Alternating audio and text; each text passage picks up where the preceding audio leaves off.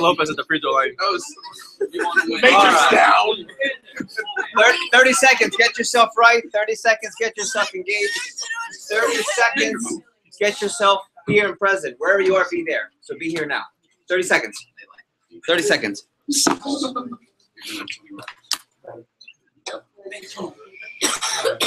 look at that. That's cool.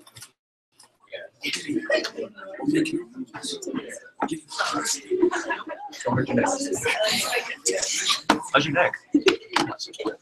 Still? All right, let's do this.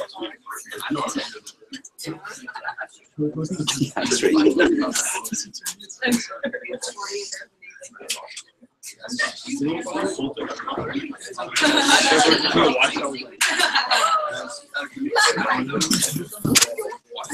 Philosophy with the charger right there. That's joystick there.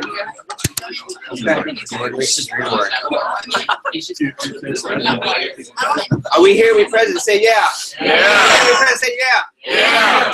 We appreciate Double D. Say hell yeah. Hell yeah.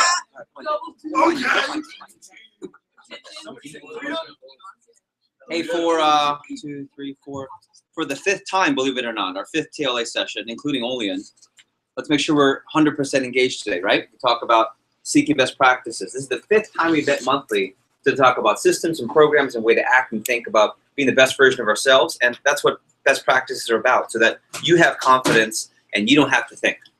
We talked about protocols yesterday, for those of you that at the A Squad. Second thing, we talked about being fully and 100% engaged. Like I said, wherever you are, be there. If you're at dinner with your family, be there, not on the phone, not on Instagram, not Snapchatting. If you're at a TLA prep, be there. If you're running an interview, and if you run an office, you know what I mean. If you're running an interview, be there, not be there, your body's running the interview, the voice is coming up, but your mind is on the PDI, or, you know, when you run an interview and you wake up and you ran the interview? Yeah, be there, be present, and be present, be here. Can I count on that? Yes? Okay, cool. And finally, this is the big one. We are getting into and out of the death zone, out of the D2 zone for most of you. Some of you are just now getting on the D2. That's fine because you're here and we'll take that. Some of you are limping out with lack of limbs, severed ankles, crawling out of D2, and that's fine because you're here. That's all you need to be is here. If you're here, you're here, and that's what counts. And you're here. And if you're here, then you're here. Right, Nefty? Say yes. Yes. Thank you. Okay. Clarity. Between now and January 15th, we're making a lot of decisions. Who's going to be an assistant manager? Who's going to be a district office manager? Who's going to run an office? Where are you going to run an office? Who's going to be a district manager, branch manager? Who's going to succeed Luke at some point? All these things are happening at a really rapid rate. Some of you have made some massive moves in the last few weeks, and it's exciting to see. Some of you have made moves backwards. That's not as exciting to see, but it's all part of the process. So be here today, be present, and my screen's stuck. There we go. Random thought. This is from yesterday's group. I wanted to reiterate on the branch pay real quick. Okay. I got 7 text messages last night saying I'm really glad we went over district pay, and I'm really glad too. And here's why: because it's never too early to start thinking about the midterm game, right? For a review from yesterday. Some of you will be here for the short term. You can turn that away. It's blowing your face out of your head. Okay. Some of you are here for the short game. The short game is you're here cut through college. You use us either something on your resume or you're using us as a springboard. Okay? And that's a whole nother discussion. Some of you are here for the mid game. The mid game is you're here through college and you might stick around for another 2, 3, 4 years until you figure out what you want to do, set you up, save the money. We don't know. And some of you might be here for the long games. Branch pay, though, really interesting. With the new model, remember I said, what's an average branch going to do? What range did this is not the number. What's the range I gave of, okay, this is a pretty solid range for a first-year branch. 52, 50 to 3, 50 to 2, really. 50 to 200. So I just want to point out, yes, this is completely random, so I just put it in the beginning. There are 18 examples of profit loss statements that Scott and I reviewed. Of the 18 profit loss statements, they all range from a $41,000 branch, which is not breaking any records. You probably stepped first at every push. They probably didn't take any trophies unless you sold a lot personally. You're probably not going to Germany. And probably no one knows who you are in some cases, unless you're in United or in the division. All the way up to 222, which was, Jackson, what was your number? Just right under 2. Right under 2 and 210, 230. Okay, so this was around here on the high end. Okay, and then mind you, it's your second time. But I want you to see the profit. Even on a 41K, so I wanted to give you, someone was asking for an exact number. Even this 41K branch made $4 grand. That's really interesting. Think about the experience, what they're setting up for round 2, and so forth. By the way, we have a CrossFit gym next door, just so you know. So if you're wondering. I mean, they're killing it. You get it? Better than the church over there. Now, ready? Yeah, Ben. Now more than ever. Now more than ever. You got to get this locked up. Now more than ever. Not because of D2. We're past that. Because now you're going to earn or not earn your spot. And I can tell you right now, the pain of regret is going to be so strong more than ever, because as great as United is going to be, and we're going to be great, if you miss the bus, you're going to really regret that. And I don't want that for any of you, but a third of you are on your way to being at Year-End Banquet, and you're going to go, I get 1. You're going to go SHIT, I missed out. About a third of you, I don't know how many people are here, 1/3 of you are going to miss something. You're going to go 8 months, you got the personal growth, and you still didn't get a chance to get a spot in management and leadership the way that you wanted. But you can turn that. That's really cool. You could really make a difference here in the next couple of weeks before we make a decision. So we'll go lightning fast. You have 7 seconds or less. If you're over 7, you're out of TLA. No pressure. Okay, let's have a great one. Ready? What do you appreciate? Being here. Wonderful. I don't say the same thing and family. Wonderful. I'm coming first. Appreciate your outfit, sir. That's a well-tailored young man. Nice job. Well, I just know what you used to walk in the office with from your workouts, and this is nice. Good. Vacation. There you go. Whatever. Chick-fil-A. Family holiday and K-Bar Killers. K-Bar Killers tomorrow. K-Bar Killers. We're going to Wynwood, Miami. We're going brunch and bar hopping. No more assignments. Here. Chinese food with Jeff. Nice. Chinese food with Jeff. Oh, me. Nice. Dunkin' Donuts. Nice. International trips. I agree. Bush to Kana. Wonderful. Mr. Schachter. Yeah, welcome home. Allison. Studying abroad. Cool. She said about how you can make yourself be better. That's right. You can make a move. If you're here, right, 3 or 4 of you need to pick your head up and stop losing eye contact. Right? This is you. Right? As if you're ashamed of something. You're here, so do something. Some people aren't here. Make a difference. So we'll go, Antoine. Being done with finals. Being done. I bet that's a relief. Shannon. There you go. JP, by the way, practice. Just follow through. Okay, go ahead. Ribs? All right. Natty. Good. Sean. No pressure. Back to double D. Tracer. Being here for the prep. Alex. If you're going to sit next to someone, make sure that person isn't making you look bad. One more time. Grand's family's hospitality. Grand's family's hospitality. I like Grand's family, period. That's cool. Final grades. Final grades. All A's and B's, right? Nice job. Favorite brunch at the Trump Club in Doral. There you go. Mentors. Mentors. Wonderful. Family. Christmas break. On the push coming. There you go. The push coming up. This is your wheelhouse, man. You know the push. Read. DM income. The DM income opportunity. Anyone appreciate that a little bit more? It ain't no joke. Ain't no joke. Jackson. Grand's hot tub. Grand's hot. What? I believe it. Grand's got a I don't want to know, but I believe it. being here. Being here. Yes, sir. TLA. TLA. Being home. Being home. I agree. Florida coffee and my family. Wonderful. What order? Family coffee, Florida. Yeah. Being able to see my family in Argentina for break. Wonderful. Buenos Aires, San Telmo. Bring me back some churrasco. That's gross. Go ahead. Wonderful. Your mom. Being home. Being home. Luke, wrap us up. Having 2 NFL games on a Saturday. 2 NFL games on Saturday. First time all year. Today, let's create and make today the biggest light bulb moment. Facilitate the most light bulb moments. 30 seconds. Biggest 3 things you want to get out of today. 30 seconds. Oops, sorry. The active process of typing and writing makes a big difference. The active process of getting things down helps stimulate retention. The active process of putting it onto paper is a different experience than just saying it out loud. Gustavo. See right there. Right there. Okay. 10 seconds.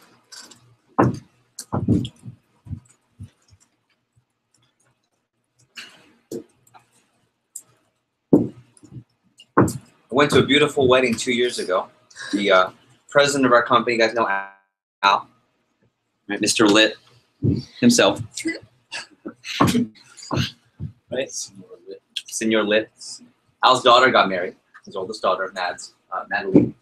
And the priest at the actual wedding had some beautiful words to say. And in fact, one of the things he had mentioned, I'm looking to steal respectfully and hopefully place somewhere in our ceremony when we get married. And he said, your love does not make your marriage last. Your marriage makes your love last. Say it again. It's not that your marriage makes the love last. I'm sorry, it's not that your love makes the marriage last. It's the marriage, it's the commitment. This is directly related to the train emoji I put up. This is directly related to the decisions that you make. This is directly related to making sure that you have something set in stone that you want. If you're aimlessly wandering through TLA, then you're only going to get probably a third of the experience you can get. If you're locked and loaded and know exactly what you want to gain from it. We spent probably a good 30 minutes yesterday talking about how Cutco can help you. What do you want from Cutco? If you still don't know that, then I think it's really not serving the best experience that you can have here with Cutco. In fact, this ties into a really beautiful wedding that we saw this summer. We saw Mike Abramowitz this fall, rather, got married right there in St. Pete. And there's a picture of a really cool, small, intimate wedding. And I think about the process. I'll be going through this process here. We're in wedding planning mode now, October 26th. If you accidentally are on South Beach the weekend of October 26th, you can accidentally run into us right in front of the Betsy Hotel, accidentally on the beach if you want. All right. Yeah, maybe. Here's what's really important. It's really important to get that part first, which is the commitment. And that's what I want you to think about for this summer. Because I can tell who's really committed, because even of all the poop that you go through, you're still working through all that. And you're still navigating through challenge. It's really exciting to see. Your goals right now are really important. And there's that really cool meme, memes everywhere about, oh, here's to everyone's New Year's resolutions done by February. Okay? But if you commit now, I'm telling you, this can be a big year for you. This can be your best year ever. Yesterday we talked about eliminating the noise, making your top 25 goals list, and then prioritizing and stack ranking, and then seeing 6 through 25, that's the noise. 1 through 5, that's what you're most focused on. And we're not going to do that today, but I encourage you, think about what are the most important things I want to gain. And don't tell me it's selling lots of knives and winning a trophy, because that's kind of lame. Actually, that's rather lame. If your only goal is to win a trophy, I want to be an SC2 push winner. I think that is a really lame goal if you've been here for more than 2 months. If you're a brand new rep, I get it. You remember new rep syndrome? Things that got you excited? That's cool. But at this point, you've gotten into TLA. And even if it's your first time, believe it or not, we've already been doing this for 4 months. Feels like 4 years. Doesn't it? Raise your hand if it feels like 4 years, not 4 months. New person. I'm so excited about where we're at, but more importantly, where we're going. See, in 2018, we talked about this being an epic summer. This past summer, not too shabby if you were here this past summer, leading a management team. Not too shabby. Several of you, big performers, not too shabby. But in 2018, we're going to be the most epic team in Vector. People are going to say, what should happen? And they'll know the United Division came 2 summers in a row. It's what happens when you have momentum. I thought, and I felt, and I really enjoyed last summer. Raise your hand if you're with me. Even if you were a rep, last summer was one of the most fun, if not the most most fun summer I've ever had. Most personal growth, the people that we met, the people that we've developed. And to me, we're just getting started. 2018 is going to be epic. That's the key word. 2019, we're going to scale the programs. If you're a next level group, raise your hand. I got a message from Larry Manley yesterday. He said, so we're trying to do this group thing. And explain this doing the job, please. Thanks, Mila. Right? Explain this doing the job thing. So they only post over 1,000. Man, that's killer. I don't know how you do that. We're scaling it. I had another manager text me and says, what do all these hashtags mean? We're scaling it. I had this other manager say, so everyone puts their picture before the push with their goals. He goes, genius. We're scaling it.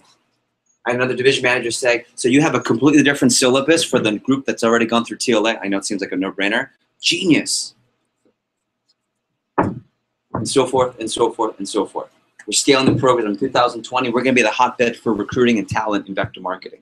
When the company, when the presidents, when the region managers say, we want the best talent, they're going to go down to the Southeast and look at Florida and Puerto Rico. And they're going to say, at United, that's where we'll find the best district and branch and division managers, future region managers even. 2021 will be built to last. This thing will run on its own. And even if I leave, when I leave, if I don't leave, don't read into that too much, by the way. Okay. Right? My goal is that at 2021, if I wanted to, I could ride off into the sunset, and this thing will run and get bigger and better without me. Exit strategy, if you know that philosophy. And then finally, in 2022, we're going to be the division that helps spearhead Cutco and vector marketing for the billion-dollar company. And ready? It's really interesting. And I'm not a big I told you so guy, because that's one of the things I hated growing up when I got that I told you so. But I'm telling you so. And from those of you that started the Kill meeting last March, we did the ropes course. You guys remember that? Bree was there, and I told you so. Everything we said was going to happen in 18 happened in 17 happened in 17. And I'm really confident what's going to happen in the future. And a friendly reminder that your Cutco through college track is still alive and well. And some of you have different orders right now. It's not quite the earn your branch, but some of you are still in opportunity to earn one of these. Some of you are going to be going your second time thinking of a JP here who's got a chance to go possibly even to the same territory and do it again, knowing what he knows now. Maybe it's transitioning. Francisco Duran in Puerto Rico ran a branch this past summer, did over $100,000 in sales, and now is transitioning towards selling full-time. That's also such an amazing opportunity. And as we always talk about is you graduating and being that 5-star. One thing I want to review from yesterday, it's one thing. Bear with me if you were here yesterday. It's one thing to do Cutco through college, play the short game. Okay, it's not for you. And Cutco is something that you just list on your resume. Another thing, don't say it. It's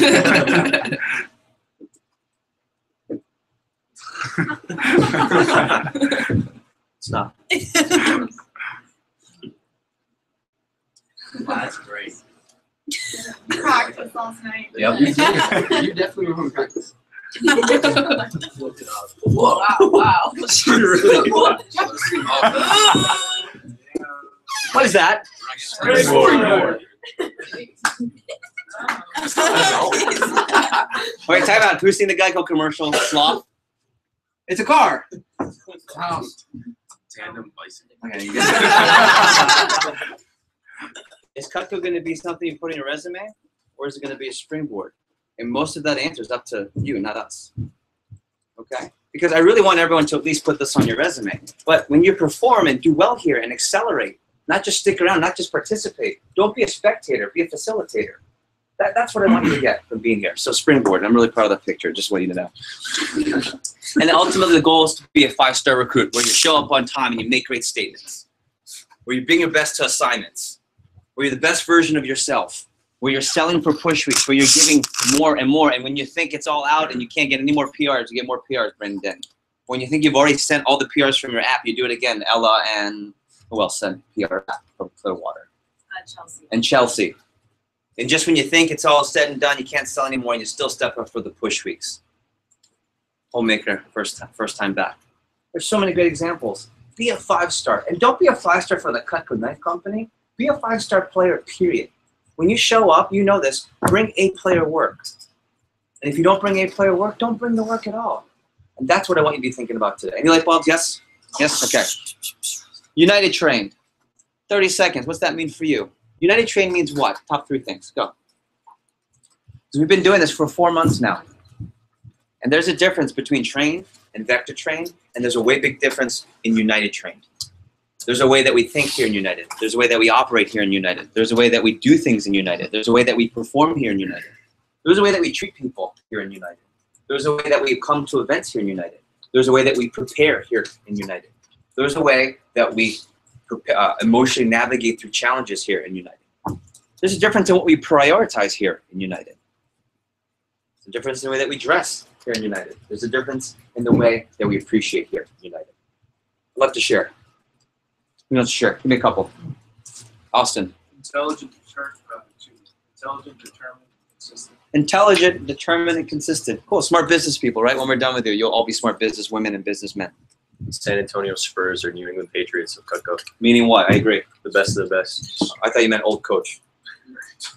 Just on a different intellectual level, just Okay. from organization all the way down to the bottom. Yeah. Humble confidence, by the way. Humble.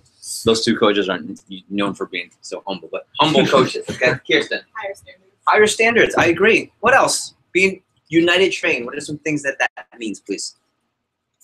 I'm gonna think about like a systemized culture.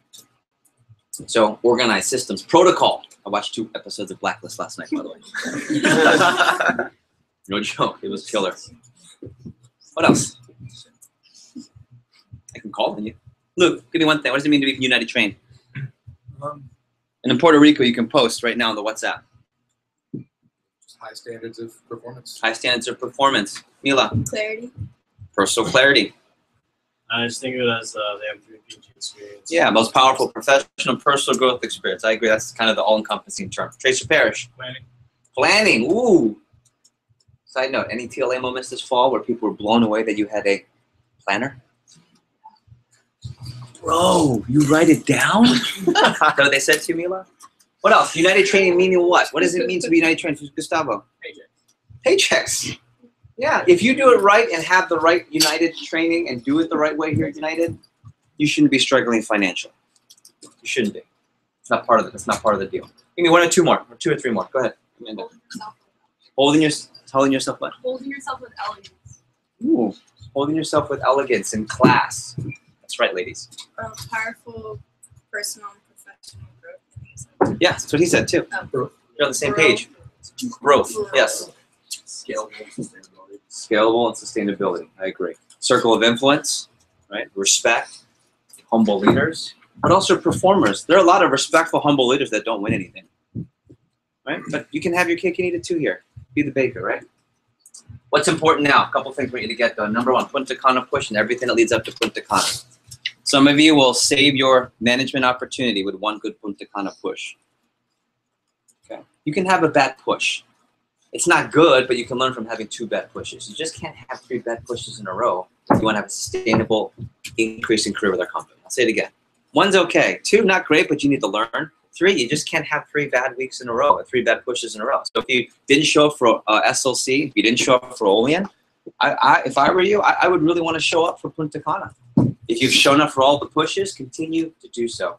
Punta Cana. This is going to impact your income. This is going to impact your status. Some of you have assistant and dom positions on the line. Some of you have branch positions on the line. Some of you have, I want this territory so bad, but you need to sell to earn that territory on the line. Keep that in mind. Number 2, personal recruits. Here's what's really cool. There are so many different ways to jump that personal recruit cycle right now. Okay, that's not this meeting today, but a couple of things. We're going to have some rep-driven sessions that the districts agreed starting Sunday through next Friday.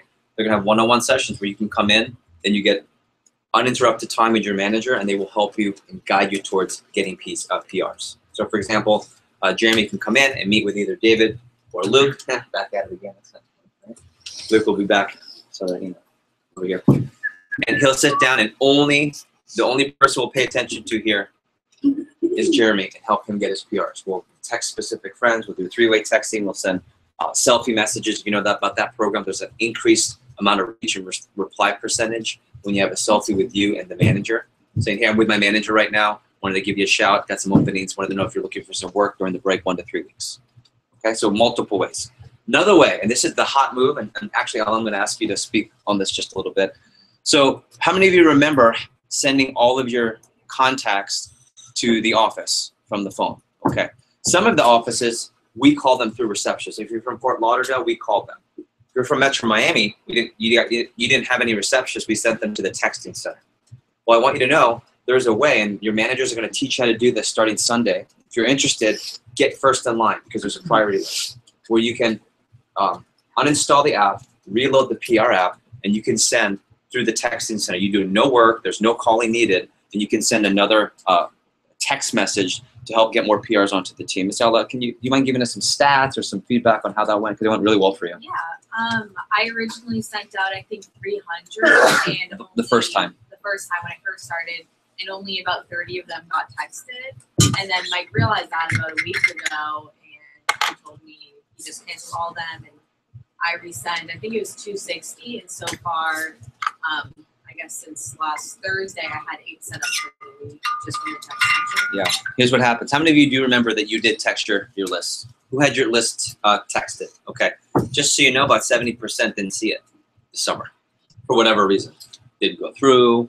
They missed it. I mean, 2 of you texted me yesterday, and I just saw it this morning. I mean, to that point. Okay. So if you're interested, talk to your manager. In Fort Lauderdale, I can speak for my office, for our office. We're going to do this big time, and we're going to get an influx of personal recruits. Any other ideas on getting PRs? This is a big deal right now. Mr. Denny, you're the PR master right now. Any other, at this point in the game, it's prep, it's post-finals. Every year you always hit the trip. You've got $4,000 in credit already. Rachel's got 5. Rachel's got 5. There's one more person with a lot. Come on, don't be shy. There's one more who's got a lot. You have 3? Okay, I think 3 and above, you're killing it. 3 and above, you're killing it because that's 3 sales you don't have to make. See what I did there? Doing the job. That was getting Okay. But anyway, what would you be focused on right now, from now until? Me personally is just adding more people, so I have a larger base. Wouldn't it be really cool if I gave you a whole new network that you should have been adding for 2 weeks, not just easy free networks I gave you? Wouldn't that be cool? Yeah, you should have been doing it. That's your assignment. Send those. Puerto Rico, you're starting on Monday, I believe. Those are easy, and they're not even your network. Well, Jeff, I go to school at FIU, but you gave me FSU. It doesn't matter. They count for you.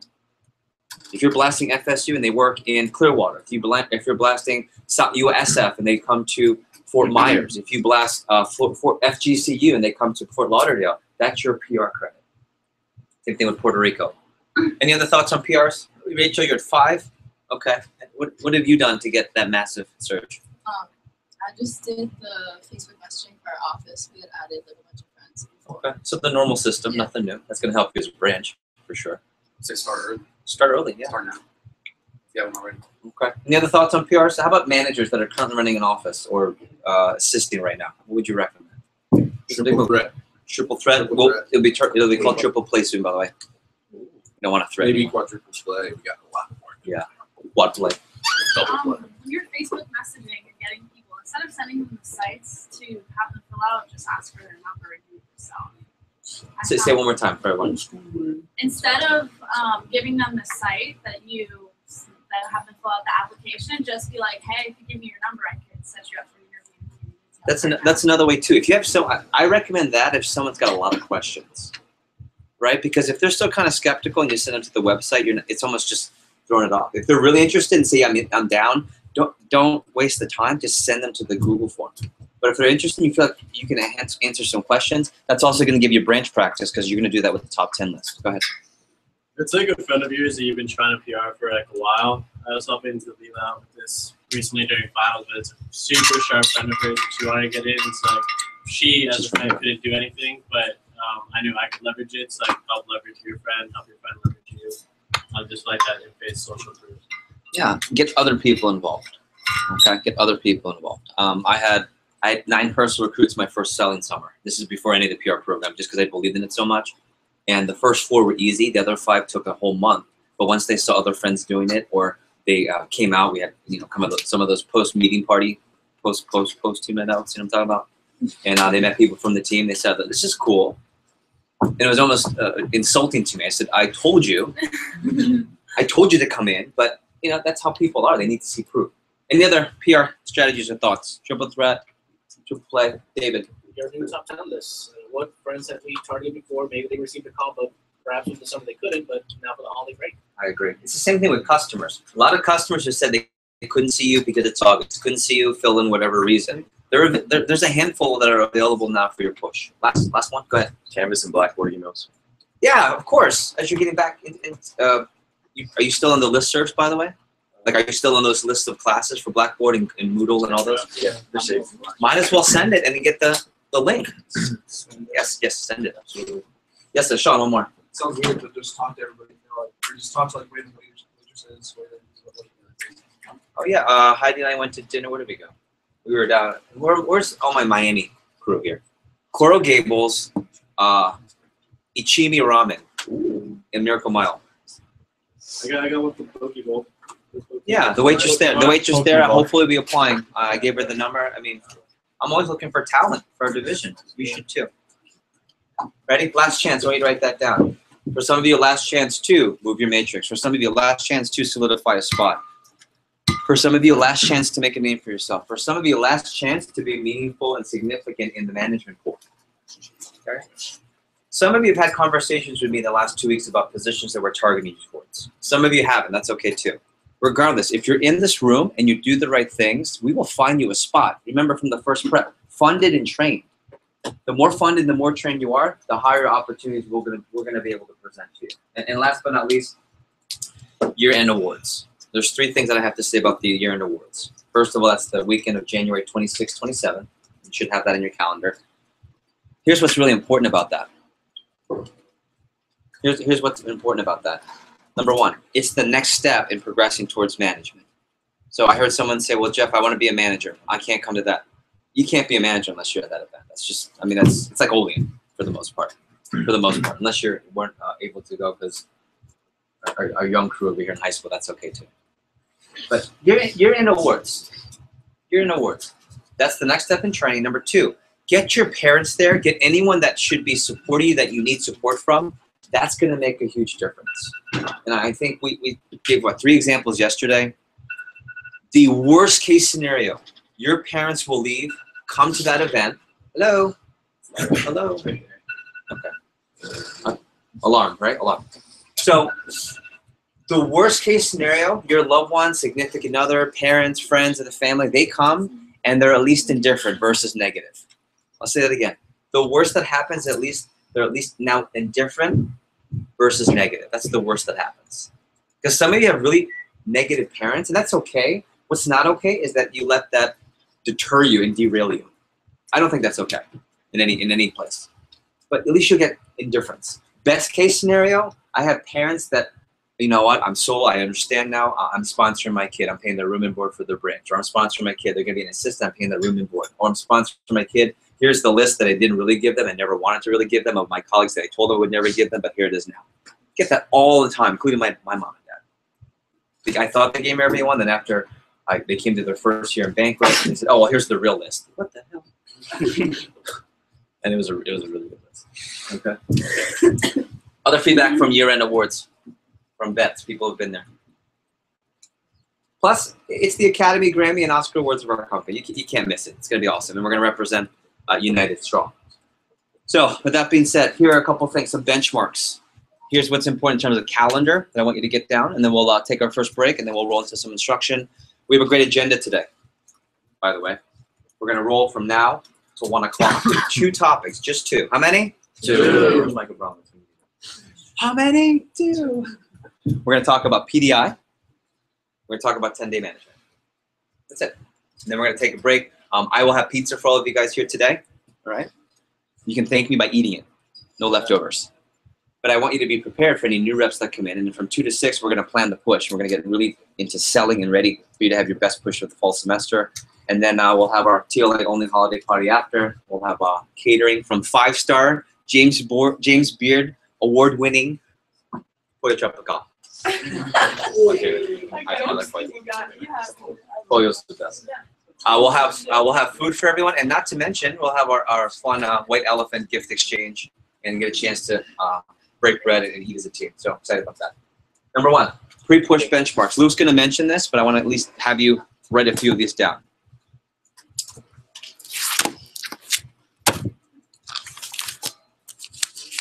December 23rd, it's a Saturday, arrive at 5.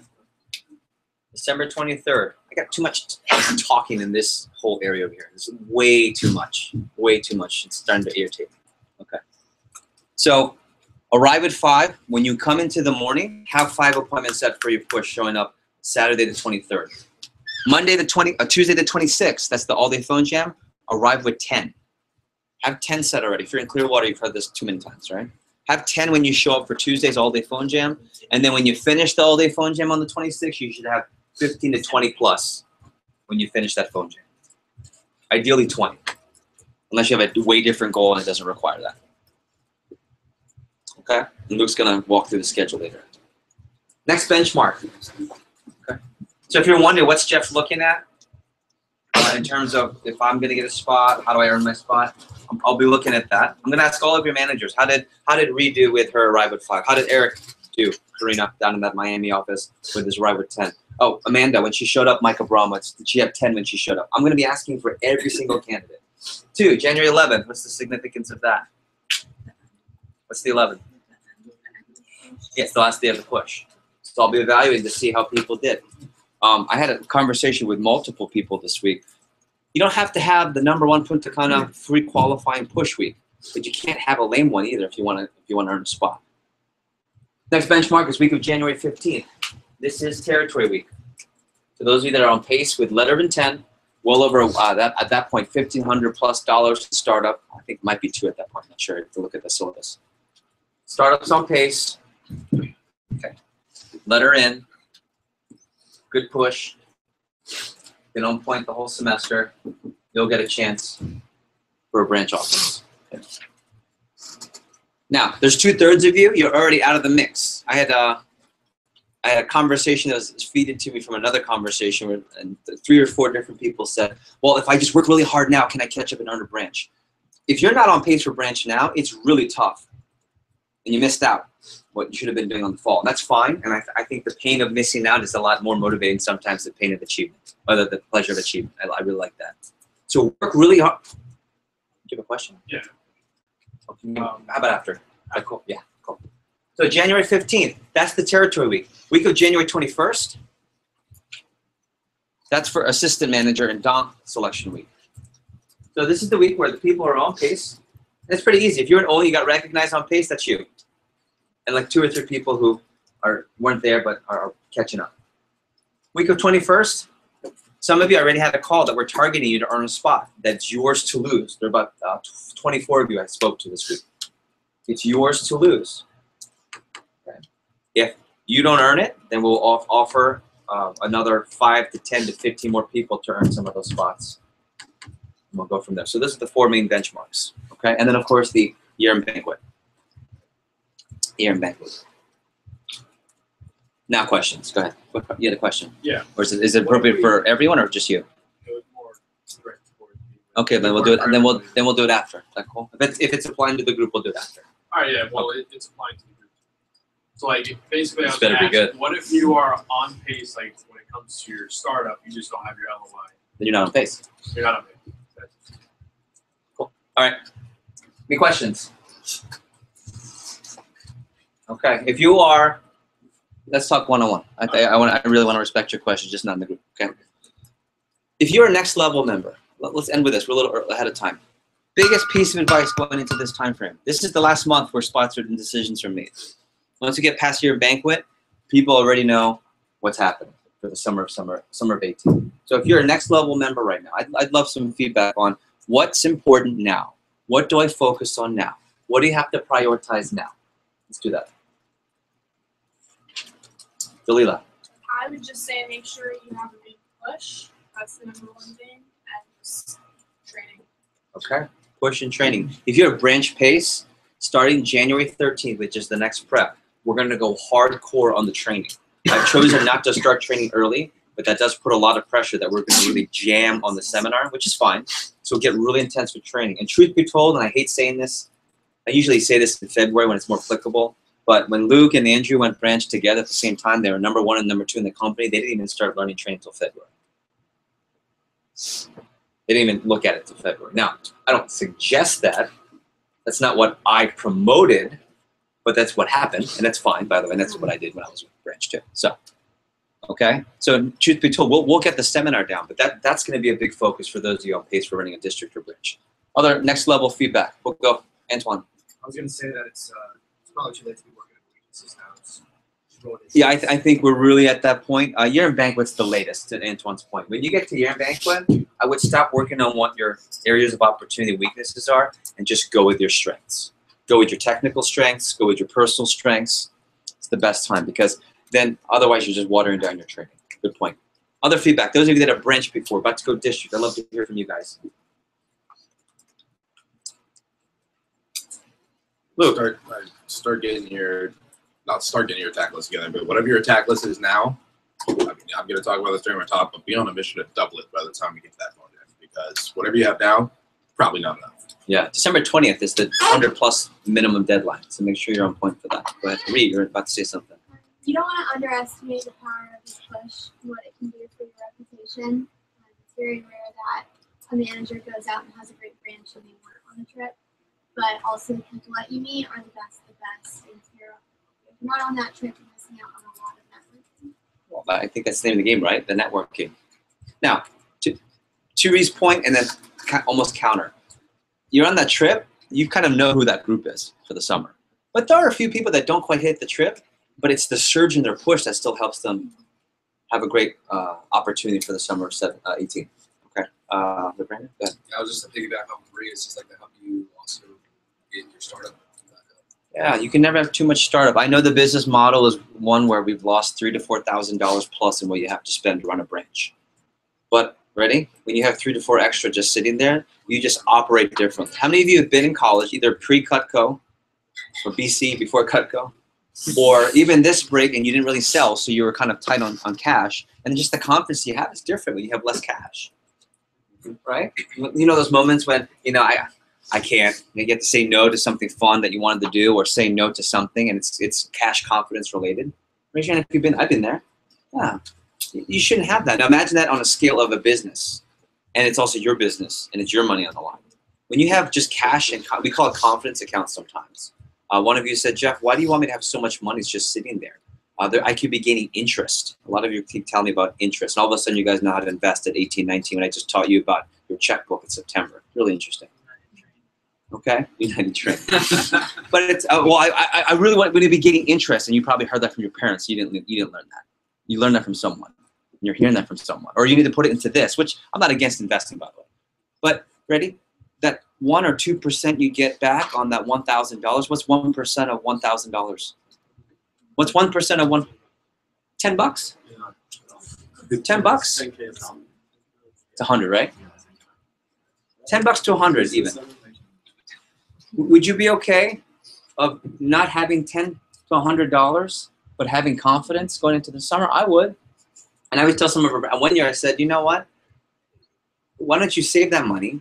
You're not going to get interest, and I'll give you the $100 to $200 because I know I'll make way more on that, and you'll make way more on that. So just food for thought. If you weren't already before Cutco focused and knowledged on interest-bearing accounts and conservative Roth and mutual funds like Putnam funds and all those things that are very standard, and you're just hearing it, and that's why you want to do it, you shouldn't do it yet. You should do it if you've been, now 3 or 4 of you, you know this stuff before I even taught you. Like Luke, when I was teaching Luke first time, he goes, yeah, I know, Dad's a financial advisor. So I rather put money into my mentality and my confidence going into the summer. That's just food for thought. Good point on that startup. Go ahead, Eddie. Especially for the push, like you're gonna be a branch, you're gonna be coaching kids how to have pushes, 10K, 15, and 20. If you can't do it, I can teach them. I agree. It's like teach yourself so you can teach others. Okay, good. Let's do this. Oh, one more. Jackson, David, don't forget 1 o'clock for the pizzas, please. You might.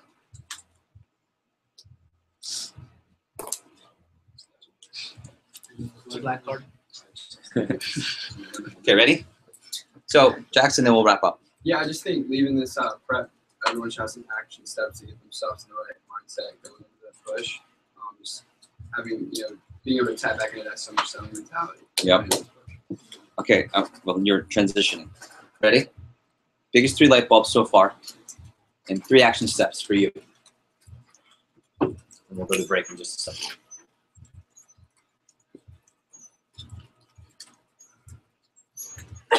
Biggest 3 action steps, biggest 3 light bulbs.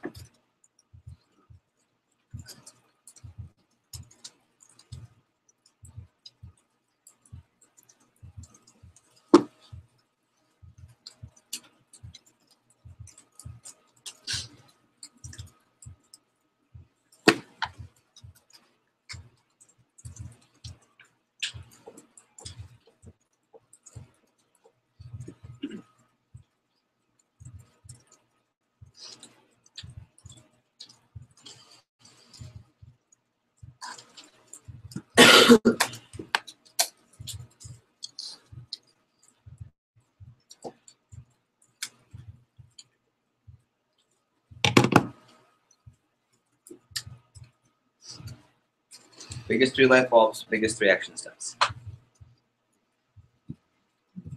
Bless you.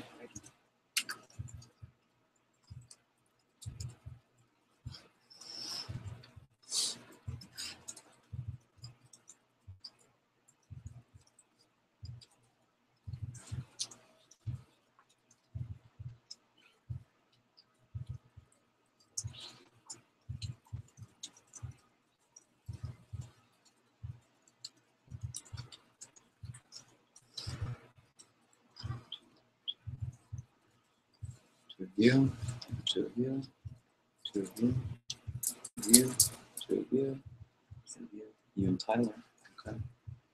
Carlson, Moises, 2 of you be partners, 2 of you, Tracer and Allison, okay. You'll be with Antoine, Shannon, you'll be with JP, Maddie, you'll turn on Sean, 2 of you, 2 of you, 2 of you, 2 of you, 2 of you, 2 of you, 2 of you, ironic. Okay, ready? I want you to share with your partner real quick. Ready?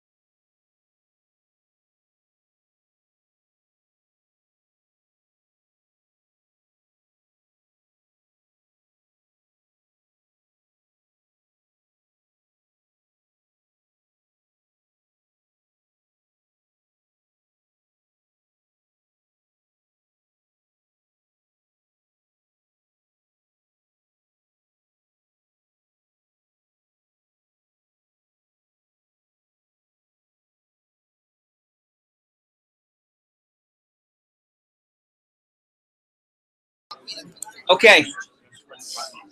Cool. So here's what's key, and I just really a friendly reminder. Okay. These events are all really important. Okay. And as much as CPO talks, there are a lot of other things that also talk at these events, right? So just engagement. I think that's a big part of it. Engagement, being prompt on time, assignments submitted. I got one assignment at 3 in the morning. You know, two between 1 and 3. Yeah, that's lame, right? That's almost disrespectful. Just don't send it, I guess. I don't know. I got, hey, I'm not going to be there tomorrow.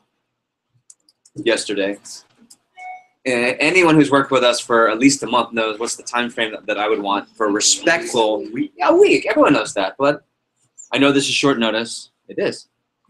I know this is the day before. So do I. All right. So just little things, engagement. Not respect. Everyone's respectful here. Just keep in mind these events are a chance to boost or not boost your I guess not reputation, but just you. So always bring your A game to these events, and just know. I was taught this a long time ago by Al. He says there's always a list, and everything you do, put you higher or lower on that list, no matter what you do. And then I remember one time I was a division manager recently, and he said, "Remember that list? Yeah, there's still a list, and you're still on that new list. And so keep doing things to go up that list because you're climbing right now, Jeff. Just there's always a list, and I don't mean that in a competitive, negative way. I mean it in a positive, best version of you way. Make sure you represent yourself well. Best version of you. Cool. It is now 9:51. What time is it? 9:51. Mike's watching. 9:51. Let's take a 15-minute break. Okay, so we'll start up at we'll go 10:05. 10:05. Engage. Hard start. Got it? Sounds good. Thanks, guys.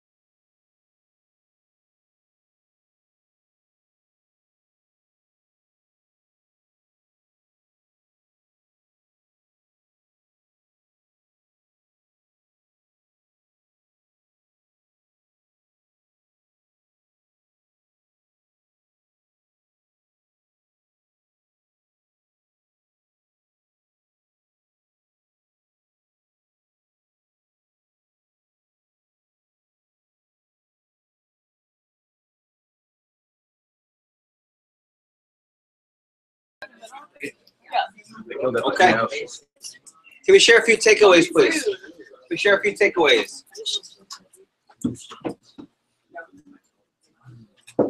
Let's share a few. It's Mila. Just that you can that everyone who hits the trip tends to be like the squad, the summer squad, like the top summer squad. You guys know circle of influence, right? So if a friend asks you, "Hey, Alex Ross, what do you mean? I keep seeing these red dots. Your Chinese boss keeps putting these." Filipino. Your division manager guy keeps putting these dots. In a nutshell, what do you say in college student terms? What does circle of influence mean? Group of people that you hang out with. Yeah, you are with whom you frequent, as one said. You become the average of the 5 people you associate with the most, and so forth and so forth and so forth. To your point, Mila, it's funny. Shippers hang with shippers. Talkers hang with talkers. Non-performers hang with non-performers. Even in this room, at our DVN table, in the regional level, when we go to SLC and it's all 40 division managers, you see who sits with each other. You see who's talking to who's collaborating, who's getting calls with who. It's not just here in this TLA program, it's everywhere. It's whom you frequent. It's who you choose to give your time to. Thank you for that. Thanks, Mila. Other takeaways so far. Good, Mr. Schachter. Welcome back again. It's cool. Have you. Good feedback. So maximize on the PR time, guided time with the manager, and focus really on the PRs. Yeah, PRs can make a big difference, especially if you feel like you don't have a lot of sales momentum. PRs can make a difference. Cool. What else? Your supporting cast to your banquet. One more time. Get your supporting cast. Get your supporting cast to your banquet because it will help. It'll help skyrocket you this summer. See, here's what I do know. Some of you are okay and can handle. Oh, what are you doing? Why are you doing that? Rachel, why are you working so hard this summer? Nefty, come home, just hang out with the family. It's summer, you should be enjoying. Be a college student. I don't want any of you to be a college student. I know what they do. And I know where you are in 4 years compared to everyone else who's just a college student. It doesn't take effort to just be a college student. Okay? No disrespect. The whole point of you being here for 4 months is not to be a college student only. It's supposed to be above and beyond. So my point is, when you have supporting cast, as Giovanni says, and they come to this event, and they're rooting you on. Some of you don't need that, but it doesn't ever hurt. I'm sorry, it never hurt, doesn't ever hurt. I'll be speaking good English, you know what I mean? Not me. No, it never hurts to have that great supporting cast to root you on. Hey, how did the push week go versus you're pushing again? There's a difference. And I've had both, by the way. Another push week, we never see you, or how's it going? Oh, you're working so hard, we're proud of you. And you don't have to be words of affirmation or merchant CVI to really appreciate that support. Trust me, you guys know that. Cool, thank you for sharing that. What else? Eddie? If kind of like with the pushes, if you're trying to get on key staff over the summer, the pushes are getting on key staff. That's exactly what it is, actually. It's earning your spot into the key staff of the division. Good. I think one thing that you said, you can't teach people how to sell if you can't sell. That's a big part of it. You know why I feel, not the only reason, but a big element of my confidence as a division manager, because I believe in the Cutco selling to make money opportunity. And it's actually harder, I think, to be in my division because I have a higher standard. When someone says, well, I don't want to sell, I say, okay, that's fine, but that's just not the opportunity here. And here's what I do know. And you guys might not agree, but this is what I've been taught for years and years of coaching, especially recently. There's nothing that proves that being a great seller means you're going to be a great manager. Right? High-powered sales performance as a one-on-one rep in any industry does not translate directly to great management of people. But in our business, here's what I will say. Great sales rep ability does translate into understanding what we're teaching as the initial part of the job. In other words, I know people that are really good at selling, but they're just not good with people. Or they're not organized, or things that hurt them to be a great manager. That's okay. So for those of you thinking, oh, I want to be a great manager, but I'm not a All-American Scholarship winner. Anyone here an All-American Scholarship winner? 2? So all of you should quit because you can't be a great manager. That's not true. So food for thought. Kate Arbuthnot, now a division manager, was the PSM at $21,000 in sales. Real low. But she had other factors. But she could sell, and she sold during all pushes. That was a big part of it. Cool, we'll take 2 or 3 more and we'll roll. 2 or 3 more, we'll roll. Big takeaways.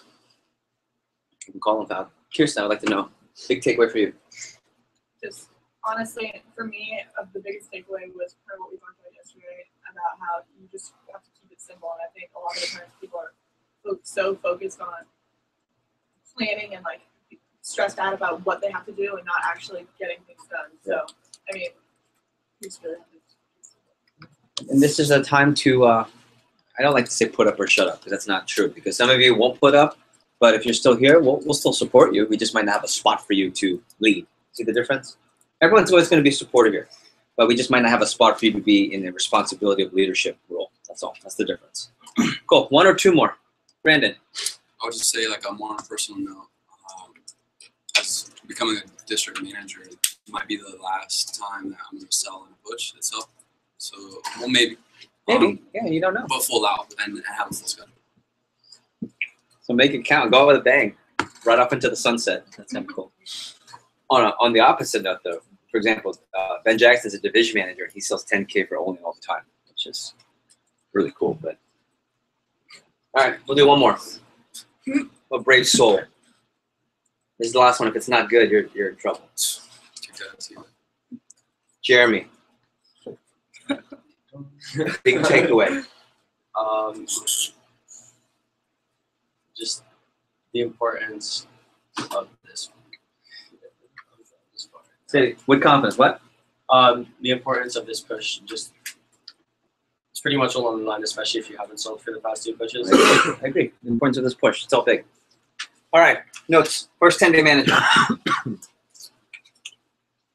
So you've heard some of this before, but now I want to give you some more schematics on the details of managing a rep. And here's what I want to reiterate from yesterday. Our business is simple, and we overcomplicate it all the time.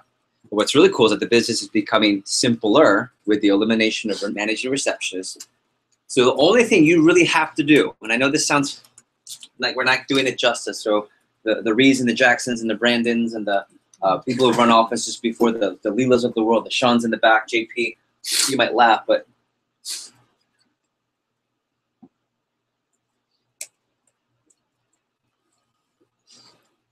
can you create quality touches, meaning can you generate Facebook or campus recruits? Okay. Can you interview people to show up to your training? It's a little bit from yesterday. Can you train them to have 5 to 10 plus appointments when they leave training? So quality touches. That's Facebook, that's fire numbers, that's PRs yourself. Can you run an interview good enough to get at least 30 to 40% minimum people to show up? Can you get people in training to leave training with 5 to 10 plus appointments and give you 100 plus PRs that they bless you, and give you 100 plus PRs they put onto text?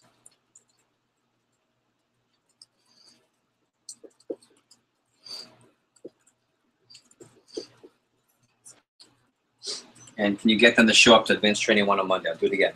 Can you create quality touches? Can you run an interview? Can you get people to leave training with 5 to 10 appointments? Can you get them to show up Monday to advanced training 1? And it really is that simple, but we find really cool ways to complicate it, including myself at the top of the list. Bless you, bless you. Okay. So, other food for thought that you may or may not know or remember from this past message. 50% of a rep's career, 50% of their sales come in the first 10 days. 50% of a rep's career. What do you think? Are you really? 50% of their career, not you who got into TLA, because you guys know that you are not the majority. You know what percentage of people who launch in the summer get into TLA? Less than 30. Maybe less than 20%. And 50%, who knows the answer to this, first year, not next level. 50% of someone's CPO comes in the first 10 days. So if I'm a 6K rep, which is a nice solid rep, that made a brand. If I'm a 6K rep, 3K probably came in my fast start. 50%, it's also called first fast start, right? So 50% of a rep's career come in the first 10 days. 50% of the first 10 days come first weekend. So if I have a manager that is, let's say, lacking experience. I'm going to use an example. JP's going out as a second-year branch. He's got way more experience. He's learned a lot of tougher lessons that people haven't yet if you go first-year branch. Let's say, we'll use Maggie example. Let's say Maggie, she's got assistant experience, so she's got kind of that next tier of experience. And I'll go down to let's say Amanda, who has no assistant experience other than being there in the fall. To Zach Schachter, who has no experience in the fall, just was a rep. You get 4 different variants. To me, all 4 could ship the same amount if you get really good at this.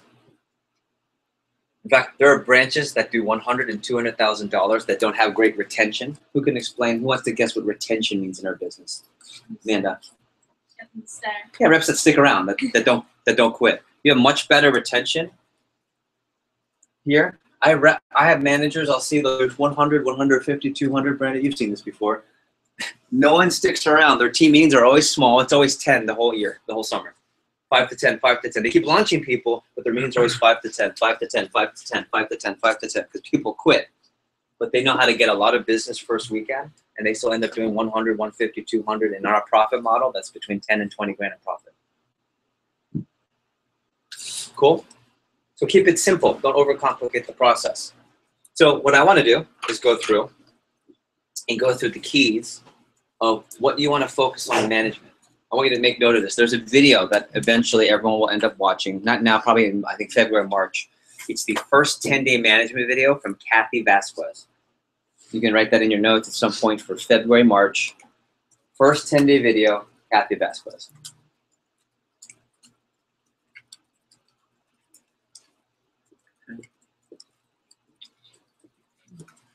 So Friday, if you're a next level group, raise your hand. Remember we did a whole exercise. It was actually at the, it started in the Gainesville prep when I was there, and then we followed up at the Tally prep, where we had this schedule. But what did we do at the bottom? The big 3 for the day. We're not going to do that today, but that's way more advanced. I think if you just reviewed that 10 times a month between now and the summer launch, I think you're going to be a better office manager just from that. So launch. Who can define what that means for first years? What does it mean that on Friday we launch? What does it mean? Launch? The end of training. The end of training. That's when they start selling. Yeah. Okay. So this is day 1. Second Monday of their fast starts day 2. Thumbs up if you understand so far. Okay. So the goal is maximize 10 days. What's the ideal goal? Everyone in their fast start sells at least how much? 10K. Yeah, everyone has a 10K fast start. Raise your hand. Remember, this is TLA, the best third of the whole division. Raise your hand if you had a 10K fast start. 30%? It's not a bad amount, by the way. But one more time. Who had a 10K fast start? 1, 2, 3, 4, 5, 6, 7, 8. 8 of you out of how many were in Olean? 60? So there's nothing that says that we need a 10K fast start to be successful. It's not a bad thing. How many of you know people that had a 10K fast start but aren't in TLA? So nothing guaranteed. Launch is here. Let me give you the big 3 for each of the days.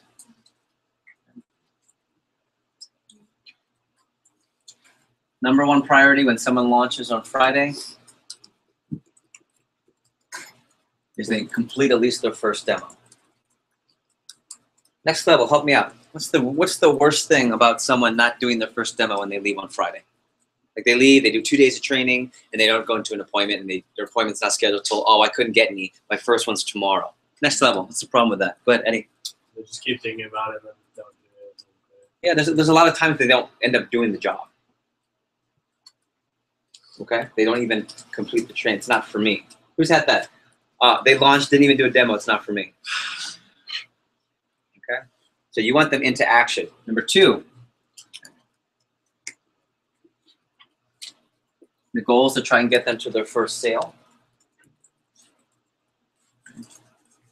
Actually, let me do a couple things. Let me just abbreviate. Confidence. We're not instructing at a high level. It's confidence, confidence, confidence, confidence.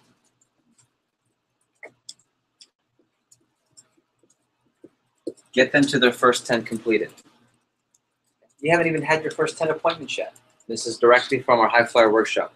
We can't even tell how well you're doing unless you've done 10 appointments, because if 60% is the closing ratio, that means 6 out of what? 10. So if you've only done 2, we don't know yet. So get them the first 10 appointments. And the phrase that pays, next level, what's the phrase that pays that everyone hears after every appointment in regards to Monday? You haven't even got Alex. You haven't even been to 18-1 yet. That's right. You haven't even been to 18-1. I'll use 2 examples. Tristan, how'd your first appointment go? Mr. Tristan's got the hot streak of 100% close range. How'd it go? I sold my second signature. Okay, cool, not bad, solid. Hey, you haven't even had advanced training yet. Gosh. Then you would really start selling some big sets. So what am I doing there? I'm taking someone who is selling some decent sets and bringing it down with even keel. Mila, don't worry. All right, so that's your second no sale? All right, cool. What did you learn on the appointment? Hey, by the way, you haven't even had advanced training yet. Don't worry, you'll be fine. Wait till we teach you. You're going to be so mad at Jeff when he teaches you, what he's going to teach you. But the key is get experience and got to get to your first 10. So the key is keep them here. If they're here, bring them down. If they're here, bring them up. Thumbs up if you understand. Okay, all about that. And I'll put even, keel,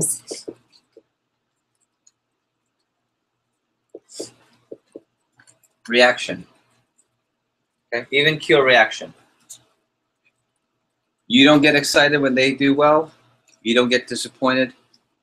You're just even the whole time. How'd the first appointment go? Well, my dad, he really wanted to stock the house, so he got a kitchen. Cool. Cool, right? Some of you, by the way, are X amount in sales, and you're still not good at selling. You just have good contacts. A third of you. A third of you don't even really know how to sell. The district managers have been digging in, and you guys are really not good at the demo, but you have good contact lists, and that's okay. That's how the job works, by the way. You want people that can create good contact lists. So we don't want to get hyped up for a person who's selling a kitchen, because odds are they sold to mom and daddy, or their top 5, odds are. Not because they were so dynamic and eloquent and versed in the 7 steps to a sale, right? They're that right customer. My first homemaker was my parents. Come on.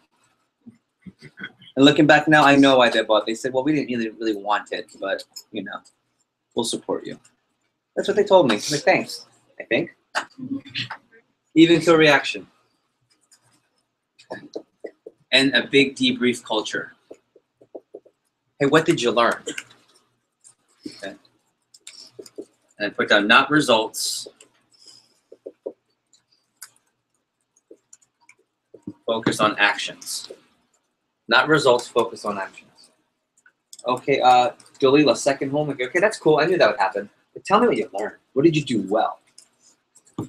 When I say that, what am I giving emphasis to? Hey, Nefty, hey, third homemaker? Okay, solid. We told you that would happen, right? What are you learning? That's what I'm excited about. What am I taking emphasis off of? Sales, because that's going to happen if you do enough demos. That's it. You know that. We're creating habits early. That's the most important thing, are these early habits. Next level, would you add anything to this? When you were saying about habits, I was watching another tacky Christian, I guess, video. And she was saying how, sometimes you'll have your big fast starters, and they have a 10K fast start, and after their fast start, they just don't do as well, and they just get lazy, and they just get complacent. And she said a big part of it is just creating those habits during your fast start, so that way you can continue it afterwards. So even past the first 10 days, the habits are really, really important. Yeah, it sets the stage of how they work. It sets the stage. Okay, so those are the main points. When you get to Saturday, I'm going to put, what's that mean usually? It's ditto's the same, okay? But what's also different here, it's a new day. Notice it's a new day, not it's going to be a better day. Hey, Eric, don't worry about yesterday. Today's going to be a much better day. What if it's not? Nice job. You just set them up to be disappointed. Giovanni, 0 for 2 yesterday. Hey, it's a new day, so we're going to restart.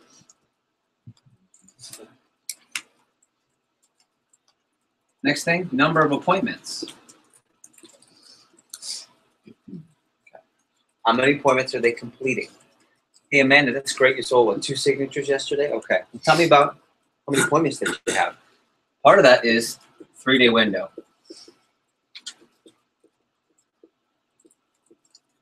Who can tell me?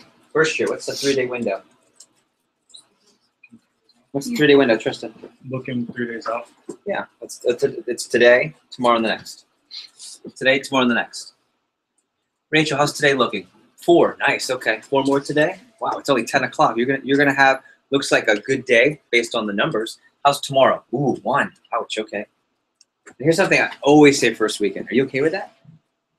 Like, Tristan, how many appointments tomorrow? 0. Ooh, you okay with that? Yeah, okay, well, let's change that. And here's how do you know that they shouldn't be okay with that? Next level, this is a little bit, you have to know this, think about it. How should you know if they shouldn't be okay with that? And it's appropriate to go, ooh, Brandon, 3, you okay with that? How should I know that's okay to say that? Because you already know the goal. You already know their goals. That's advanced for first years. We'll talk about that later, probably in March. But you should already have when they left. Okay, Saturday, I was planning on doing 4. How many do you have? 3. Okay, 1 more. Cool. Sunday, they were planning on doing 6. How many do you have? 4. Ooh, okay, you okay with that? All right, so when are we going to book that up? Just continuing. And don't get caught up with anything outside of the 3 days. You guys know that just from being around. Questions so far? Or add-ons from next level? Yes, sir. Kind of thinking about it with Saturday and Friday, like the whole new day, just making sure like how you phrase it. Same way with like you haven't even been to advanced training 1 yet, making sure you don't phrase it like, all right, cool, like wait for advanced training 1. Like that's where you're gonna learn stuff. Don't do demos. Yep. And that's where they immediately start thinking. So You want to put them to advanced training 1. That's the savior. How many of you felt like you've done it right in the past and people will go, I know, Ray, yeah, I'm getting crushed right now, but you told me AT1. I can't wait for that AT1. Right? Because you've built it up so much that, hey, it doesn't matter. I'm celebrating people getting to 10. Okay. This would be all through the first 3 days. Share the hot news. Okay, share the hot news. Okay, hey Eric, nice job. Get those recommendations. Call me in the car after, okay? Cool. Hey, real quick, I just wanted to update you. Your training class is doing pretty well. So Josie, remember your role play partner? She got her 2nd promotion already. Tristan made his first sale. Mila's already at a signature, first one of many. And I think Rachel's about to get another 30 recommendations from one of her customers. Cool. So I just want to tell you this. Why is that really important? Not to rub it in their face. Why is that important? Social proof. Okay. Right? Encouragement, make them feel they can do the same. And it shows the norm is that we produce. It's not normal when Zach, let's say, for example, calls in. He's not doing so hot. I'll say, okay, Zach, don't worry. You haven't had advanced training yet. And that's not normal. But we'll fix you on Monday. Just let's get you to 10 first. And odds are, if you run an office, what happens if they're struggling the first 3 or 4? If you get them to 10, what usually happens? If they hit their first promo at least. Hit the first promo at least. Also,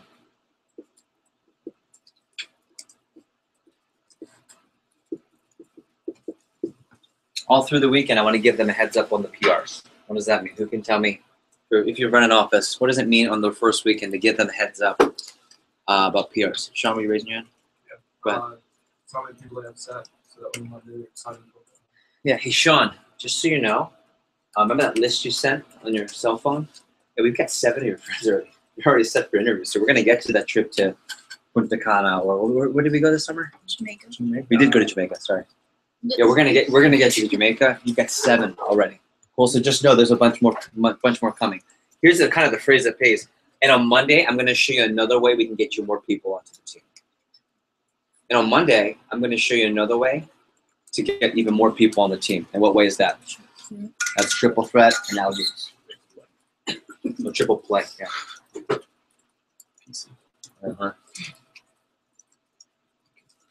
Sunday, it's the same, plus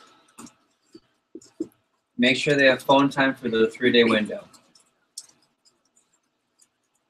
And confirm AT1 on Monday. Hey, Lori. So confirm, make sure they have phone time. Sunday, it should already be in the schedule to have an hour of phone time. They want to get that in notes. They should already have 1 hour of phone time in the schedule for Sunday. So the problem is when we, as managers, we allow them to do appointments all through Sunday and they skip that phone time. Well, they might have a nice Sunday, but then they show up to nothing. What's the most important thing you want people to have when they come to AT1? Demos ahead. 3 after. 3 or more after. That's the best thing you can do. In fact, I'm looking at several faces here, people that I trained that didn't pop first weekend. You did not pop first. What was your first weekend sales? Maybe. And I know that you, when did you get your first promotion? Wednesday, okay? So you can see if you don't have enough appointments, but there's also people who I'm training, but you're still here. That's the difference. I also have people that will show up to advanced training under a grand all the time, but if they have 2 or 3 or 4 after, they always get to the grand Monday night. In fact, who's from Fort Lauderdale? If you were Steph, you saw this. We would have people, I would say only 1/2 of the group hit the first promotion by the time they showed up to advanced training. But almost the entire team would hit their first promotion on average by Monday night because they had appointments right after. So I'll stop there. If you just got good at this and really how to talk to people in the first 3 days and get them to this event, you're already going to have a high potential branch, district, any type of office. I'll stop there. Add-ons from next level and then takeaways from the first years. Another big thing with 3-day training is demos ahead. So that Sunday is like really important because they just got a bunch of names and numbers from all their friends and family that may have been missing. So that Sunday night's a really big game for them. The hours. That's the phone jam. I agree. And more than ever because you don't have as many phone jams during training is what you're saying. Cool. Any other next level? Next level. Okay. How about first years? Extra. Oh, how I like it is it's very simple. It's not too complex at the same time, but it reminds me of when Andrew Evans was on call. He was just very keen all the time. Yeah, of course. That made me want to work harder because I wanted to get something out of it. You haven't even had advanced training yet. Yes, he did that a lot too. Ready? Next level. Aren't there 10 or 15 different things you could say and way more things you could add detail to this? But we don't, because if we just do it and keep it really simple. Notice I'm not giving all the exact word for word, how do you say this? We'll get to that later. I just want you to understand the objective of how you're talking to people is to get to 10, and I will do a different color here. Ready? Let's get them to their first 10 appointments. You haven't even had advanced training. Let's make sure they always have appointments booked. You do that, we're in really good shape. You do that, we're in really good shape. Okay. Luke, can you send me a message? First 10 days, part 2 in January. Monday.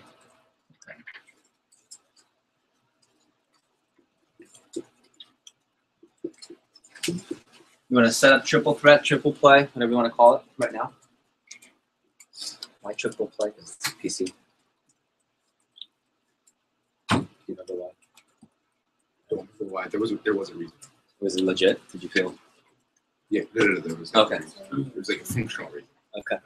So make sure you set up triple play, triple threat at AT1. What does that mean? Well, there are different things that you do that you'll learn later.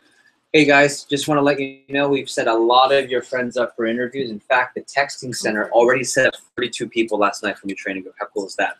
We're going to send you to Jamaica. Later on, at the end of training today, I'm going to show you another way to get more friends onto the team. But before we start, let me show you the easiest way. It's even easier than sending text messages from our tech center. It's called triple play. And you get people to take a picture of the poster or one of the media, I guess different forms of media rather. They post it all through advanced training. It just accumulates people who are interested. And after advanced training, you now have a whole list of people that you can call as the manager later. That's triple play plus alley-oop. If you're a first year, who can explain what this alley-oop means with first year recruits? What does alley-oop mean? It's not triple play, it's different. You call your friend and say, hey. Yeah, they call the friend and say, hey, talk to my manager. And you pass it off. Number 2, arrive with 5. The goal is to have reps that show up to advanced training 1. Typically, your advanced training is about 10 to 2 a.m. 10 a.m. to 2 p.m. in the morning. Anyone know why we do it in the morning versus the afternoon? Yes, so they can do appointments. Also, so you can recruit friends that same day. Same thing.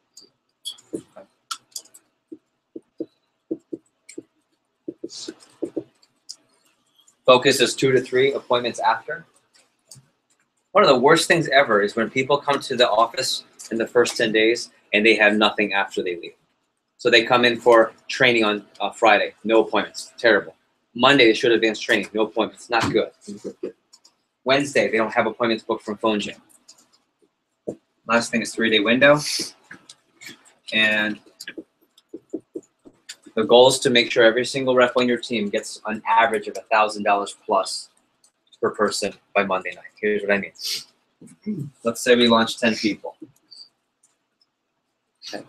By Monday, typically, you should be between 5 and 7K. Ideally,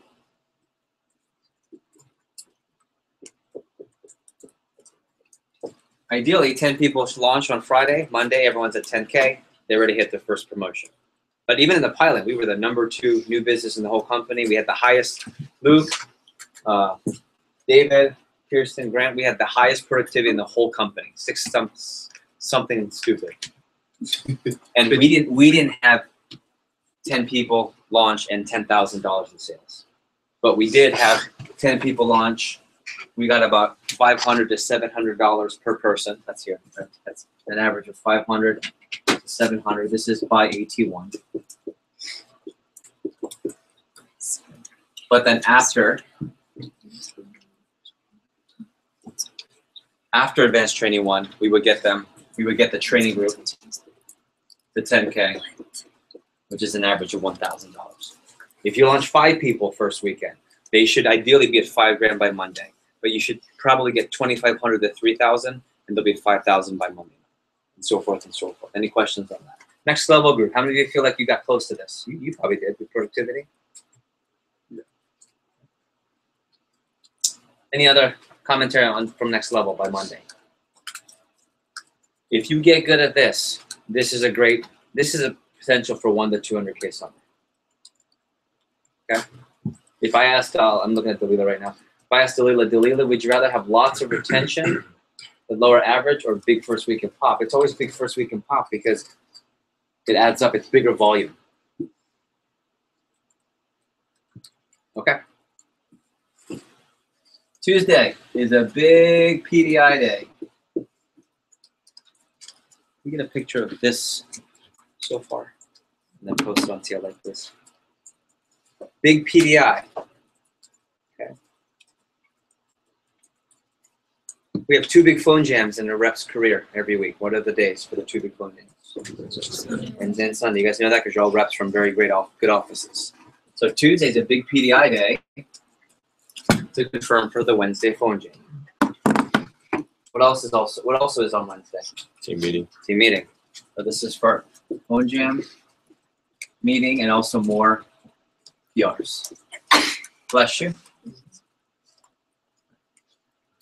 Who can remember, it seems so long ago, June, oh gosh, summer? What happens on Tuesday that's probably one of the most influential and important events of a rep's career, if you can get them there? SLDM. That's where I met most. How many of you, first time you met me was on a Tuesday SLDM? Big deal. Good. Yeah, that's right. And then, right. I remember that.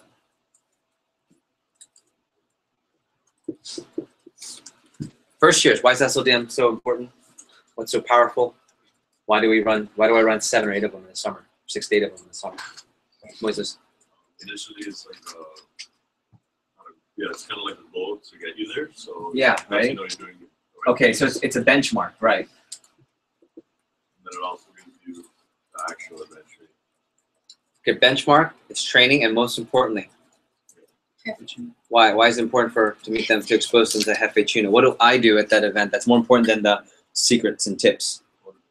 Motivate how? What do I teach for the first time? Radar. What else? Cut go through college and TLA.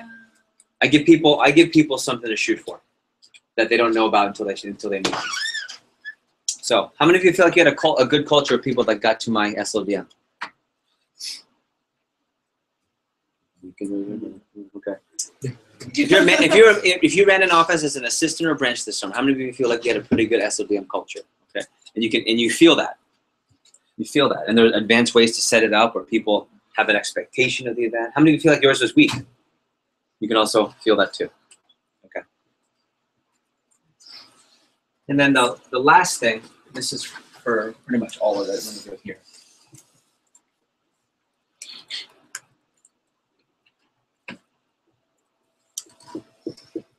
It's really important to know the benchmarks and everything that happens when you get to each level.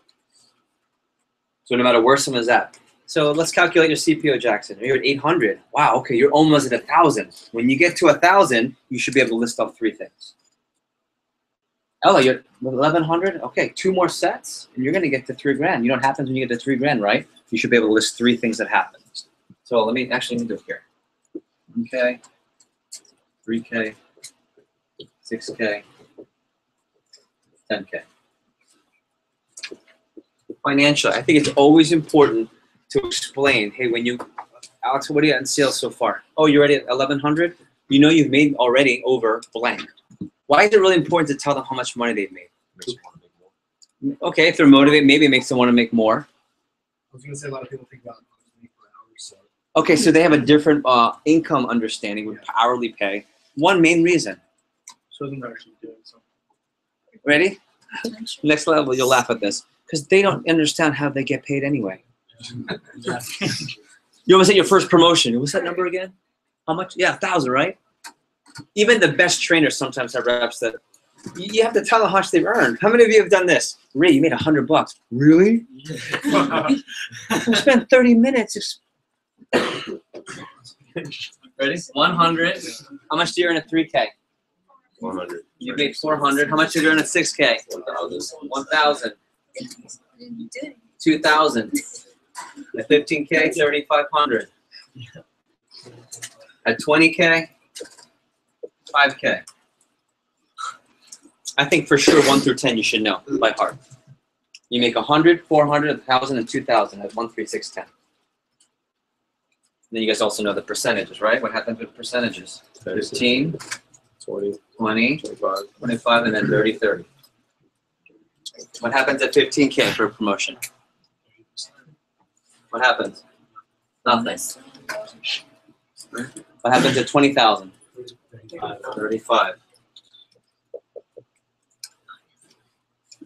Okay. But this right here is where the masters of productivity are strong. These first 4, 1, 3, 6, 10. Because aside from money and commissions, let's talk about for 1K. Next level, what's the next thing you should be thinking about besides income and commissions when they hit their first 1,000? What do they earn or qualify for? Okay, ready? So radar. We're going to teach you in training how to set up our circle of influence and networking culture. AKA, hey, Amanda, tell you what, there's a lot of future opportunities that I want to share with you. And our division manager, he makes all the decisions for that. Would it be okay if I introduced you and set you up, kind of network with him? I'd love to get you on his radar. And we're going to teach you how to get reps excited to text the division manager they still haven't even met yet. It's going to be through video. They'll see me through video. What else? You said it.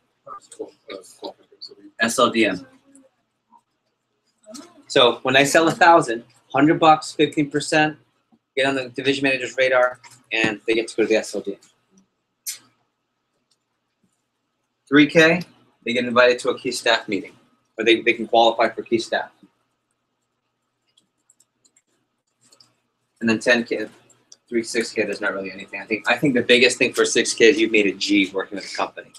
There's just something about a comma and plus in income that's just easy to promote and get people excited for.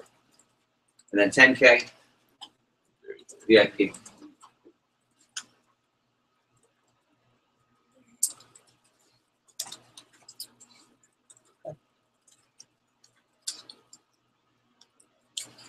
So far, so good. Ms. Josie, one more picture, please. I'm going to erase this and we'll post it. Other feedback, as Josie's taking a picture. Other feedback, add-on, or even questions at this point. Go ahead.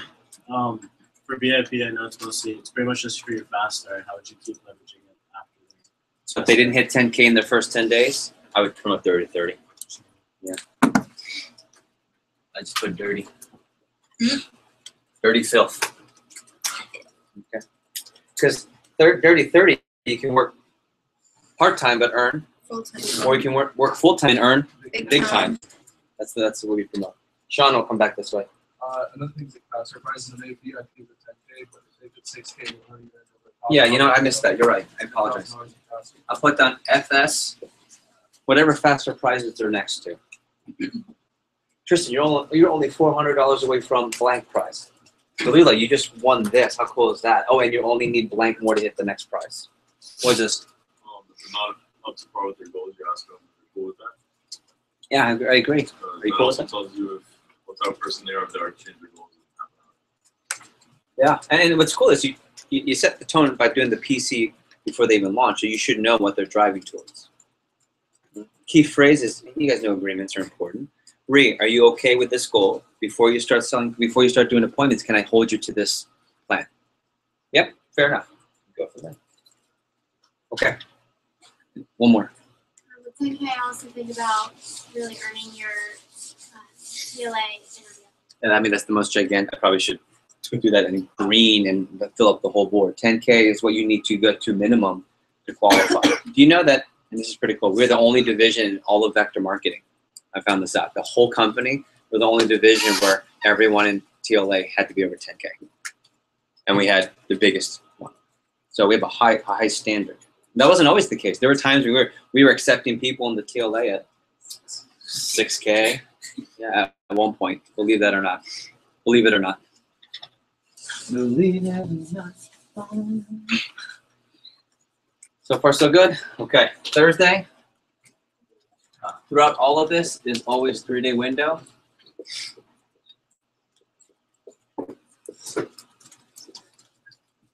Okay. 3-day window and benchmarks. 1K, 3K, 6K, 10K. Through the rest of their fast start. And then just key events here. Okay.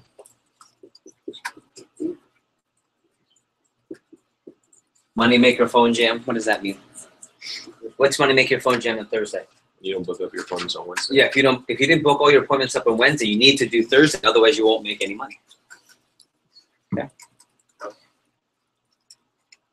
Oh, let me clarify. This big PD on Tuesday usually goes anywhere from 8 all the way till noon. So from 8 in the morning all the way till noon, you have to make sure that you get a live conversation. A lot of the first weekend tends to be texting, WhatsApp voice back and forth. Eventually you'll talk to them. But Tuesday, I'm going to talk to all your reps between 8 and noon and make sure you confirm 4. Big phone jam, big meeting, and PRs. Question? Did you mention Champions Club? That's a no on purpose, but you're right. There's a lot of Champions Club. That's called our rep targeting program. That's kind of advanced. So this is basic 10 days, but you're right. How many of you attended Champions Club your first 10 days? Okay. You know, does anyone know the #1 reason why Champions Club helps productivity is just one reason? It's not anything. There's not even a close second. Doing what? 7. Even more specific than that. Being up doesn't mean anything necessarily unless you what? Yeah, you phone jam. The reason Champions Club is effective is not the instruction, it's the phone jam. There's more demos. How many of you did 10 or more appointments first weekend by Monday? Me too. Raise your hand if you did 10 or more. Right. You completed 10 or more by Monday? Keep your hand up if you sold over $1,000. Keep your hand up if you sold over $3,000 first weekend. And that's, if I had every rep sell $3,000 first weekend, we would have done $1 million by July. Think about it, that's true. Okay, so Moneymaker Fun Jam Thursday. Jeff with Wednesday, 52.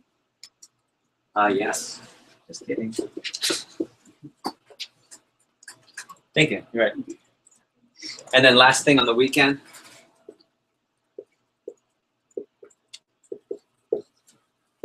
Big promotions. Your second weekend is always bigger than your first weekend.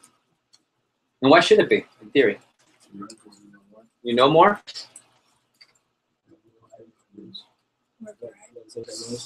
Yeah, more appointments. Okay, because instead of making calls Friday night and Thursday, you've got all Wednesday and all Thursday to book up the weekend. That's right. So you have 2 big phone jams. And there's one more reason. 81 and 82. Part of it. Ready? You have more recs. In theory. In theory. And if it's done right, And this is a little bit more advanced. Next level, we laughed about this, I think in September prep. Who's got the best rec list? The new guys. Why? They haven't called everyone. It's still friends and family. So they should always have a great Wednesday phone jam. Your reps who are new should always beat the current team, except for your top people. They always should get 7, 8, 9, 10 appointments on Wednesday versus your new guys or your old guys are getting 5, 6, 7.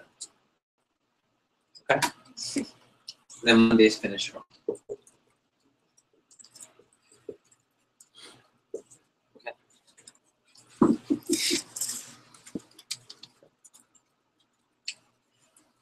Next level group. Remember the picture we took? The first board was in the Gainesville office. The second board was in the Tally office with this, with a lot more detail. At the bottom, you have the big 3. That's the one you should be studying. Okay? But that's like Calc 3. For sure. This is algebra. Anyone here take Calc 3? Next semester. You just took it? How'd you do? What? You got a B? You're smart, man. Nice job. Okay. Ready? 30 seconds. Biggest takeaways. 30 seconds. Biggest takeaways.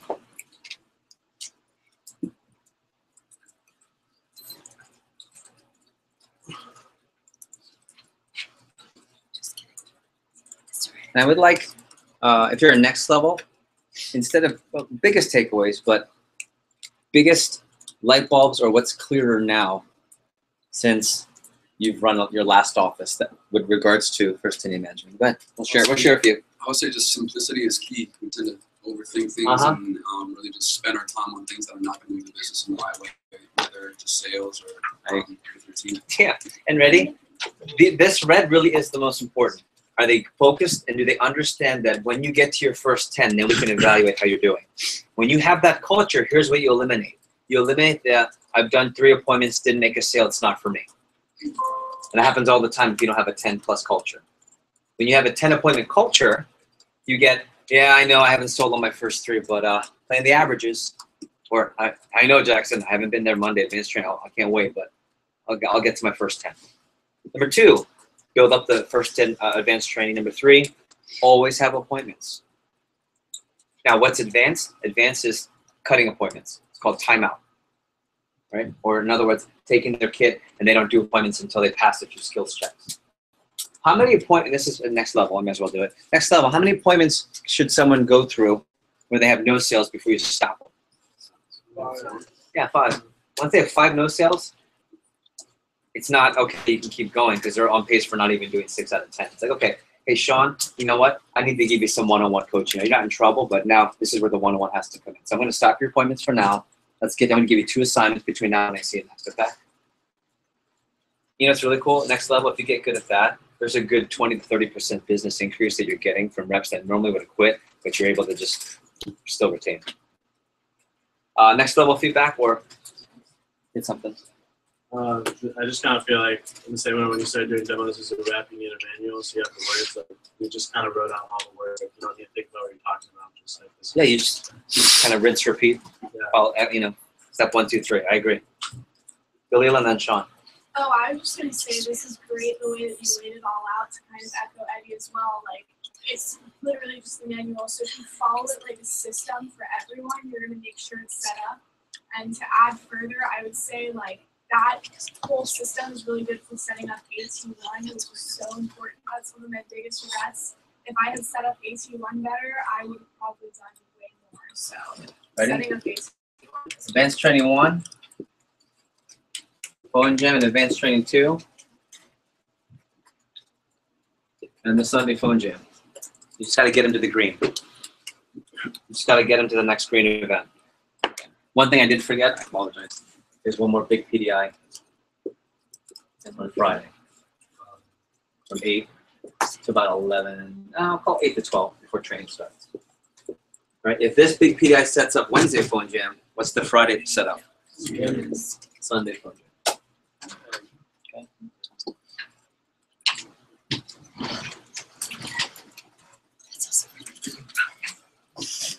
So if you really want to make it simple and get to event, right? Here's the green marker here. You launch, number 1. And train number 2. SODM number 3. Twin jam and 18 number 4. Twin jam number 5. That's your focus 5. The rest is noise. Right? That's your band up. Those are your big 5. Get them to those events in succession. This is the one where if you don't quite get them, you're okay. But the ones you do get at step 3, SODM makes pop. Sean, last one. Lily said it perfectly, but the simplicity of this is great. Just looking at it from this point of view. Yeah, we complicated. I mean, I complicated it when I was a first year branch. Even as a new district, I would complicate it. So. Final thoughts? Okay, thank you for posting it, Josie. It's 10:57. We'll reconvene at 11:12. All right, let's roll. You got 15 minutes. I can watch like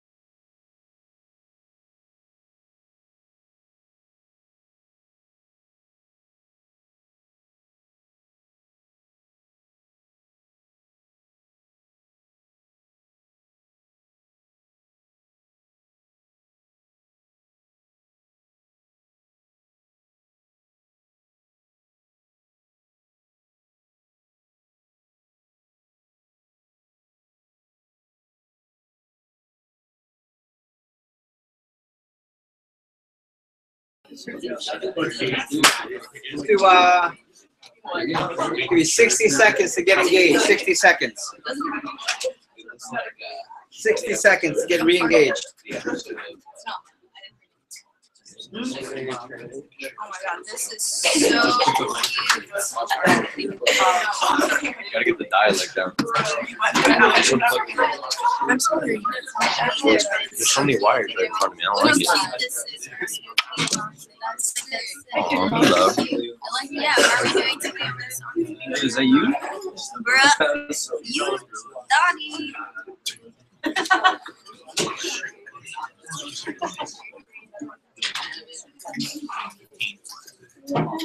Fold.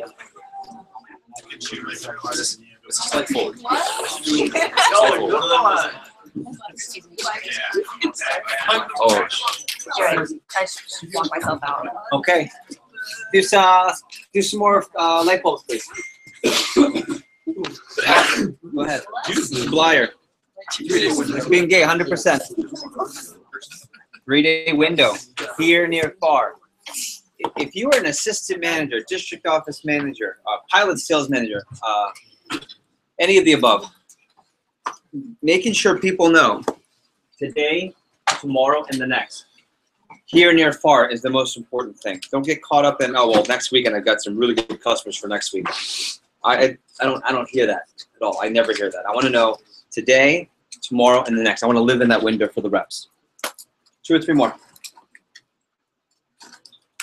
Yeah, Mr. Ross. One of the Kathy last videos, she talks about my reps. The first weekend are like delicate eggs, getting from one basket to the other without having to focus. Yep. So he talks about the analogy is delicate eggs that we have to get to the next basket. How many baskets did we talk about? 5. Wait, is it 5 baskets? Who can tell me? First basket is what? AT1. Second basket.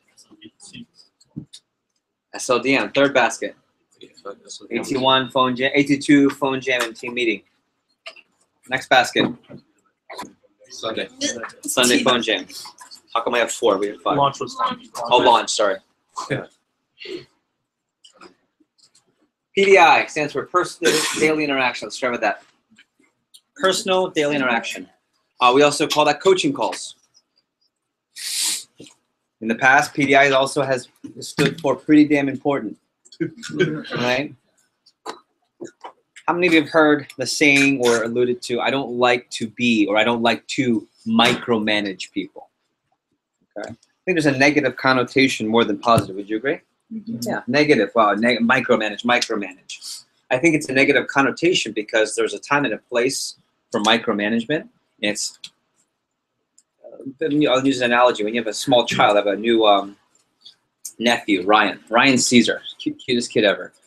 And when Ryan eventually starts to crawl, starts to walk, that first time that he's gonna, let's say, as a toddler, walk down the steps, it's a very important time. You wanna guide that young man, that little kid actually, a small little human monster, going down the steps, and you guide. Okay, you go slow, and then once that first time is done, do you say as the parent, as the responsible parent, okay, you're good. You're good. You're good. Hunter, sweetie, you went down last time. Go for it. No, that's irresponsible. When is micromanagement important? In the beginning. Micromanagement is important in the beginning, infant steps of management. I want you to write that down. But see, here's what's really cool. In our culture, in the Florida United culture, we can take out micromanagement and sub it with agreements and coaching. Agreements often, coaching often. It's micromanagement. If you were to go to Harvard Business School and they were to analyze our PDI program and we set agreements and coaching often, that would go under micromanagement. Micro meaning smaller scale, customized per rep, versus macro management. I like to let them do their thing. I don't want to let any kid do their thing before they know how to walk safely down steps. Okay? So instead of, I don't like to micromanage people, I'd rather hear managers say, I know when to and when not to micromanage people. I don't love to micromanage anyone. Actually, I do when it's someone who's new and they're in D1 of anything. So far, so good? Okay. Hopefully that's a light bulb. Yeah, agreements and coaching. So you're gonna make phone calls tomorrow, Jeremy? Cool. What time? 9. 9 o'clock. Okay, no later than that. Is what you're saying? Yep. And how many appointments can I expect you to get? 4. Cool. I'm gonna write that in the book. That's our agreement. So by 9 o'clock, you'll call me with how many appointments? 4. We can agree to that? Yes. You sure? Yep. You're the man. Get that 4. That's micromanaging. Does it feel bad? Am I overbearing? Am I irrational or unreasonable? No, but I just micromanaged him. I took the fine details, micro, as in small details, and I was able to manage him to the next event. So just keep that in mind. I want to break down PDI into 3 sections. You can get this in your notes. For those of you at next level that like the simplicity of our first 10-day, diagram, minus my handwriting, sorry. I want to make it just as simple for PDI. There's several types of PDI. First type of PDI, first weekend PDI. First weekend PDI. First weekend PDI is defined as a rep that launches from the launch day until they come to advanced training on Monday. And you already know from the last exercise some of the key elements of what we're saying to our reps. Let's shout out a couple of those. What are some key important objectives and things that we want to indoctrinate into the thinking of our brand new 24-hour in the job reps? Give me one. 10 plus. 10 plus appointments? Zach Lauder. Yeah. And then one more. Mr. Blair, you said it earlier. 3-day window. That's it. Okay. On top, plus the dog. Okay. Okay.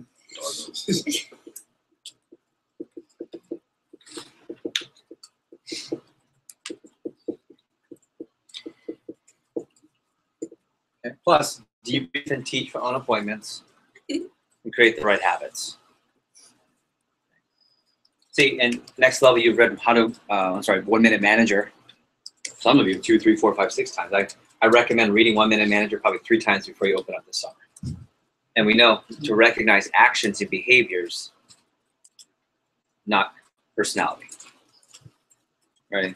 Not to do. Hey, Ree, you're awesome. You know why? You're just awesome. We're the over-awesome company, by the way. Shannon, you are just awesome. I love you. You're great. Why? Because you're here. Versus, hey, Allison, you know what I love about working with you? You really know how to do the job right. In the first 2 days of the job, you've always had 4 appointments or more. That's awesome. You're awesome for that. Keep that up. What am I recognizing with Shannon? Something that you can't put a finger on because it's so subjective. What am I recognizing with Allison? Actions and behaviors, actions and behaviors, actions and behaviors. Recognize those in the first 3 to 10 days, and you're going to have a really low maintenance rep. Low maintenance meaning you don't have to beg and pull for people to do appointments because you've been coaching and setting agreements the whole time. Any light bulbs so far? Okay. So that's the objective of first weekend. And the biggest objective is just get them to advanced training 1. That in a nutshell is first weekend PDI. There's a whole list of things you say to people from the first to second day of training. There's a whole list of things you could say and push with people on the second day when they finish training. But I want you to understand, if you get this done in whatever words you use, you're going to have a successful first weekend PDI. And what's the CPO goal, one more time, you want to get everyone to by Monday? 1K, okay? Doesn't have to be 1K by advanced training in the morning, although that's ideal, but at least by Monday night. Okay. The same. Okay. Days 4 through 6. It's the same plus, okay? New attack list of 30 to 50 plus by Wednesday AT2. That's the biggest assignment. So everything normal, same 3-day window. You haven't even had advanced training 2 yet. And how fast can you get to your first 10 appointments? Because some reps haven't even gotten to their first 10 appointments. How many of you, you're pretty confident you didn't get to your first 10 appointments till Wednesday or later? When did you, it took you till Wednesday to hit your first promotion? There it is, easy math.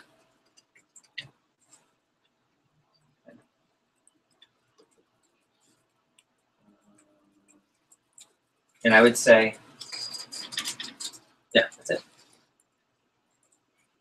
you're getting people to the event, and then of course the biggest objective is to phone jam, PT2, and Wednesday team meeting. That's the event you want to get them to.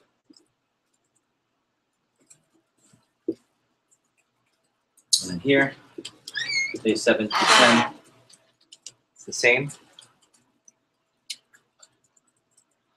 Same.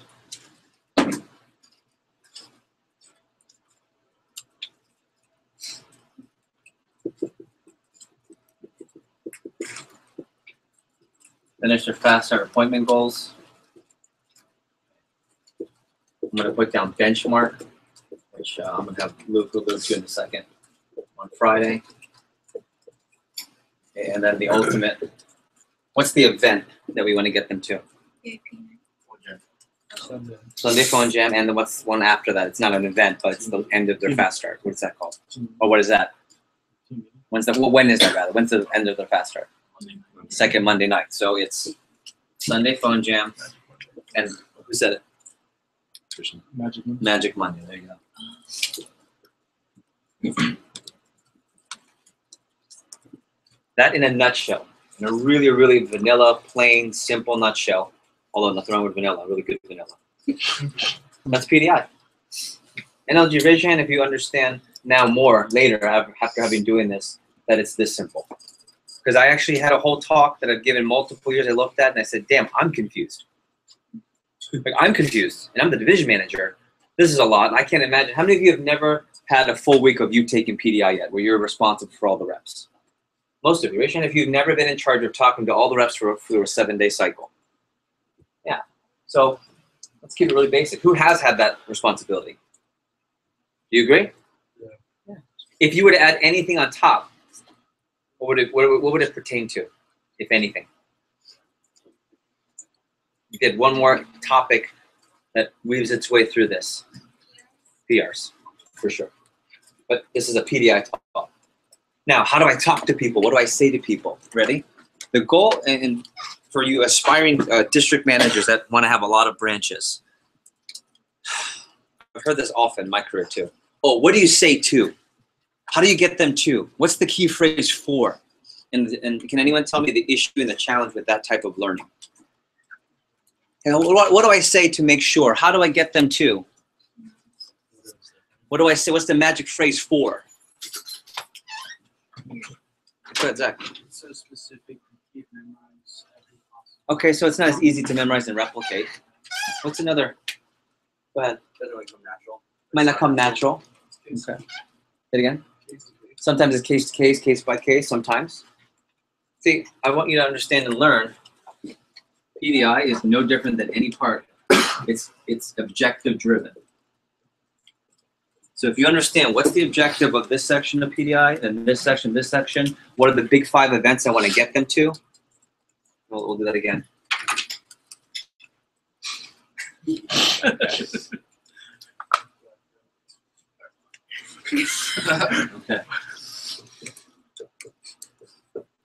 Okay.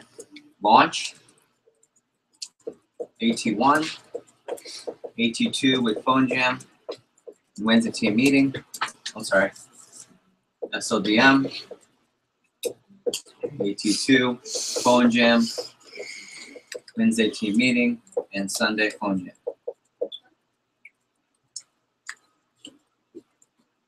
Sorry. Got it. What is this thing? Pop socket. A what? Pop socket. That's what it's called. Right? What? For your selfies. Yeah. Show me your pop socket. What? Can't drop Look at Eddie's pop socket. It says stay sharp. That's So does Oh.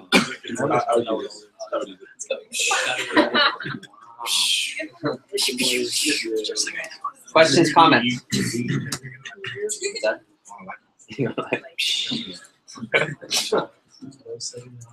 So here's what I want to get to. Now I want to talk to you about what to think about when you're speaking to and coaching reps on what to and how to say things. This is what I want you to get done. But when you're thinking about talking to a rep, let's talk about the big things to keep important.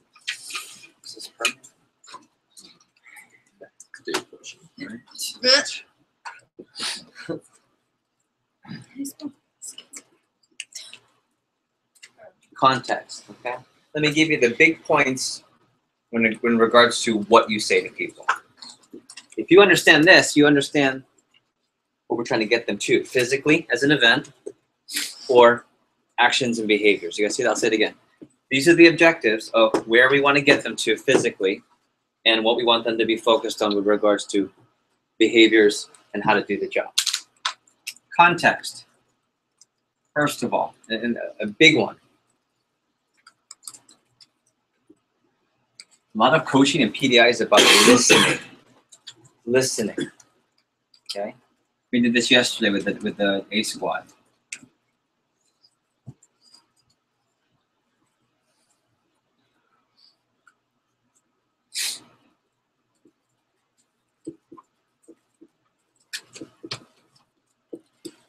What do they want? Not what do you want for them. Where should we know that if they're already finished training, we should already know this, right? Because we've sat down with them, we've interviewed them. Branches and districts, tell me if you've been there where you got done with the conversation and they're pumped up. Ree, how's that rep? Oh, she's excited, I'm telling you. And everything that you say in terms of why they're excited is what you told them to be excited about, not them to you. You really think about it. Raise your hand if you've been there. Ree, so you want to run your own philanthropy? Oh, you know, this would be awesome when you run a branch and you give them, and you know what they say back? Yeah, that's right. But there's a difference between that and, so Ree, you want to run your own business? You want to run a philanthropy? Okay, what kind of philanthropy? You're going to give back? Great. So how does this help you do that? We had this conversation. So you want to be a plastic surgeon for wounded warriors and vets. Awesome. Why? It's a great cause. How does this help you? How else does this help you? How else does this help you? How else does this help you? Cool. Would you be excited to get that? Great. Me too. So listen. Did you feel heard, Alex, on our convo? Yeah, I heard you. And it's really easy to remember what people are excited about when you didn't tell them what to do. When they tell you what they're excited about. Okay. Number 2.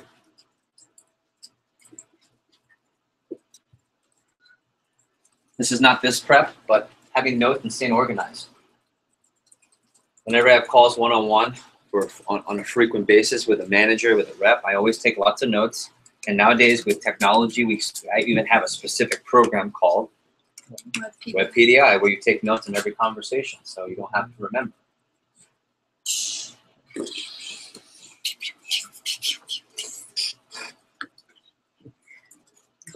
If you set goals and agreements,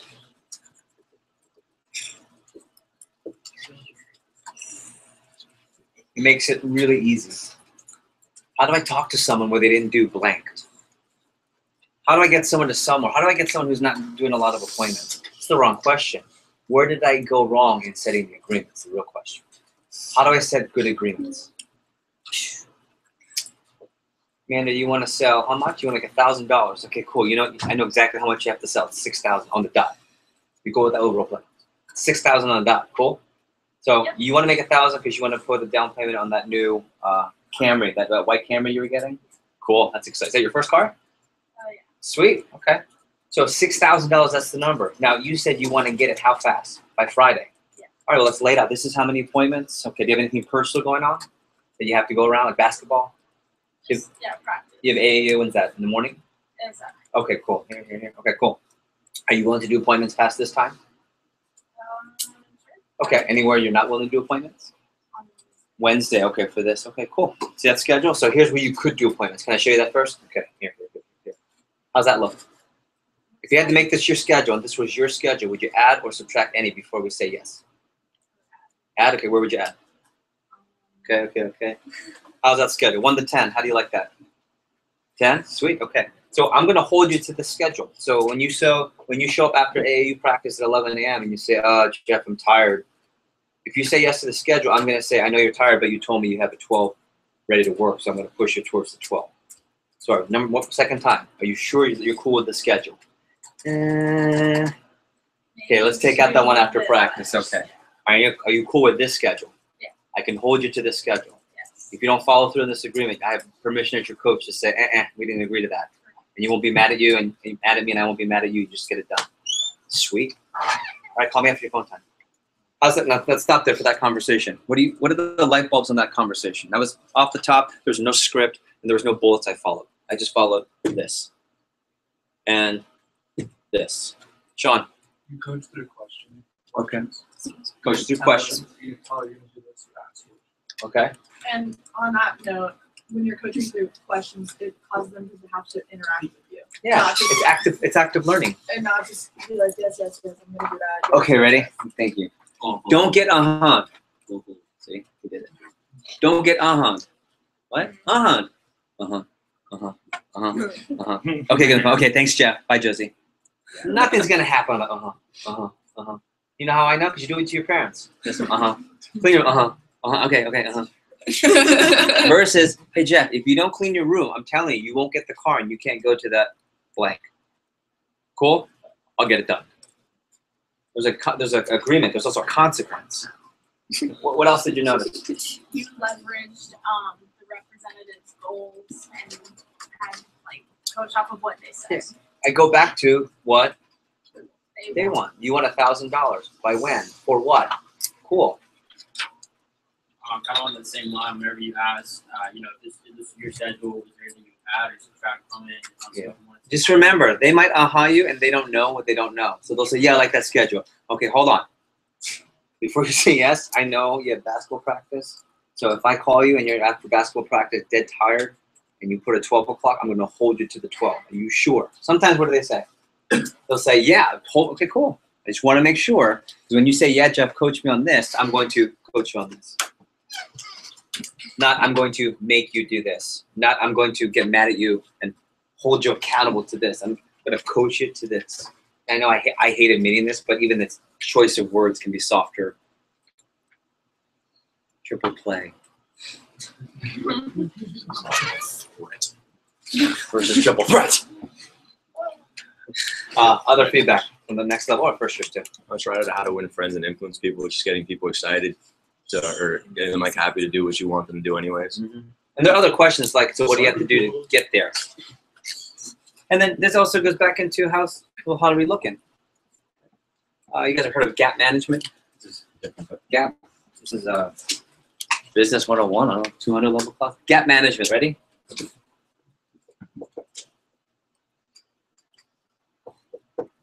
What do they want? Where are they at? Okay, so what needs to happen to fix that? In this scenario, are they at or below where they want to be? Yeah. So what did you want to? What do you want to be, Tristan? 6? You want to make $1,000? Okay. You've done 2 appointments since last week. Okay. So let's talk about that. There's nothing personal about that. It's what he wanted, what we talked about, what we agreed to, where he's at. All right. Well, can we talk about that? Reed, you wanted to have enough money to pay all your dues and fees for your next pageant, but you wanted to do it within a month. Cool. Where are you at now? You've done 3 appointments this month. Okay. Can we talk about that? How many of you have ever found yourself thinking, how do I bring this up without getting them upset or mad or wanting to quit, but making my point? Raise your hand. Like, well, what did they say they wanted? What did you agree to? Where are they at? Can we talk about that? You can say that word for it. Mr. Romero, so what did you want? You wanted $1,000 in sales by Monday. Cool. Where are you at? You're 1,500.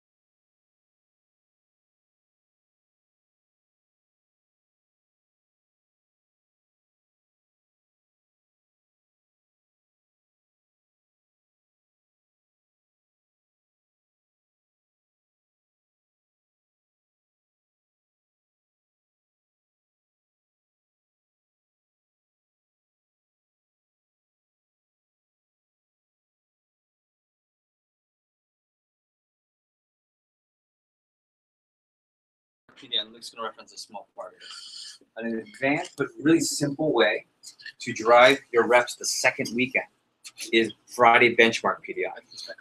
Here's Friday, thank you. Here's Friday benchmark PDI.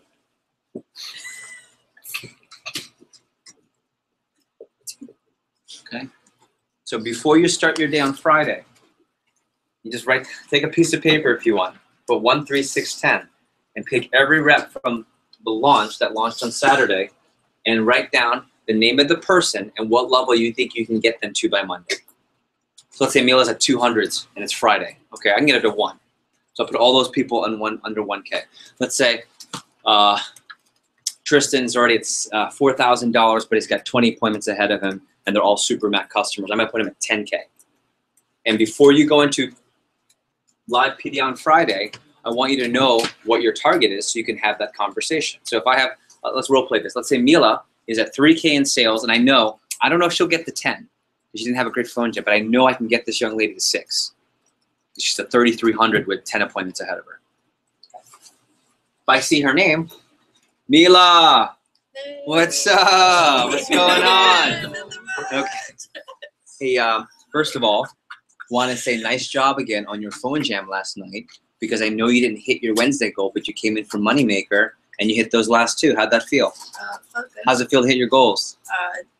Yeah, awesome. That's how I want you to keep doing it here. Anytime, just like that. Anytime you miss your goal for a phone jam, always have a makeup like that. You'll make a lot of money and get all the things you want from it. Cool? Cool. Nice job. What am I recognizing? Her? Her personality? How sweet she is and how nice she is? I mean, she is sweet and nice, but... Now, what am I recognizing? Actions and behaviors. Positive actions and behaviors. Remember, first child, walking down steps, micromanaging, coaching, and agreements through. Cool. Hey, real quick, you're 3,300 and your fast start ends on Monday. What are you thinking that you can get to by the end of the fast start? Whatever she says, okay, cool. Watch, I'll do 3 scenarios. Go higher. What do you think you can get to? 10K. 10K? Awesome. Why do you think that? Okay. What do you have lined up? You have 10. All right, cool. Can I tell you what I'm thinking? Yeah. I'm thinking I want you to go for 10. I'm excited. But I'm thinking you definitely need to get to 6. Here's why. You definitely have a chance at 6 because you got 10 ahead of you. Your average order's blank. So if you just do them, you'll get to 6. See how I got that? So if you want to get more than 6, what do you need more of?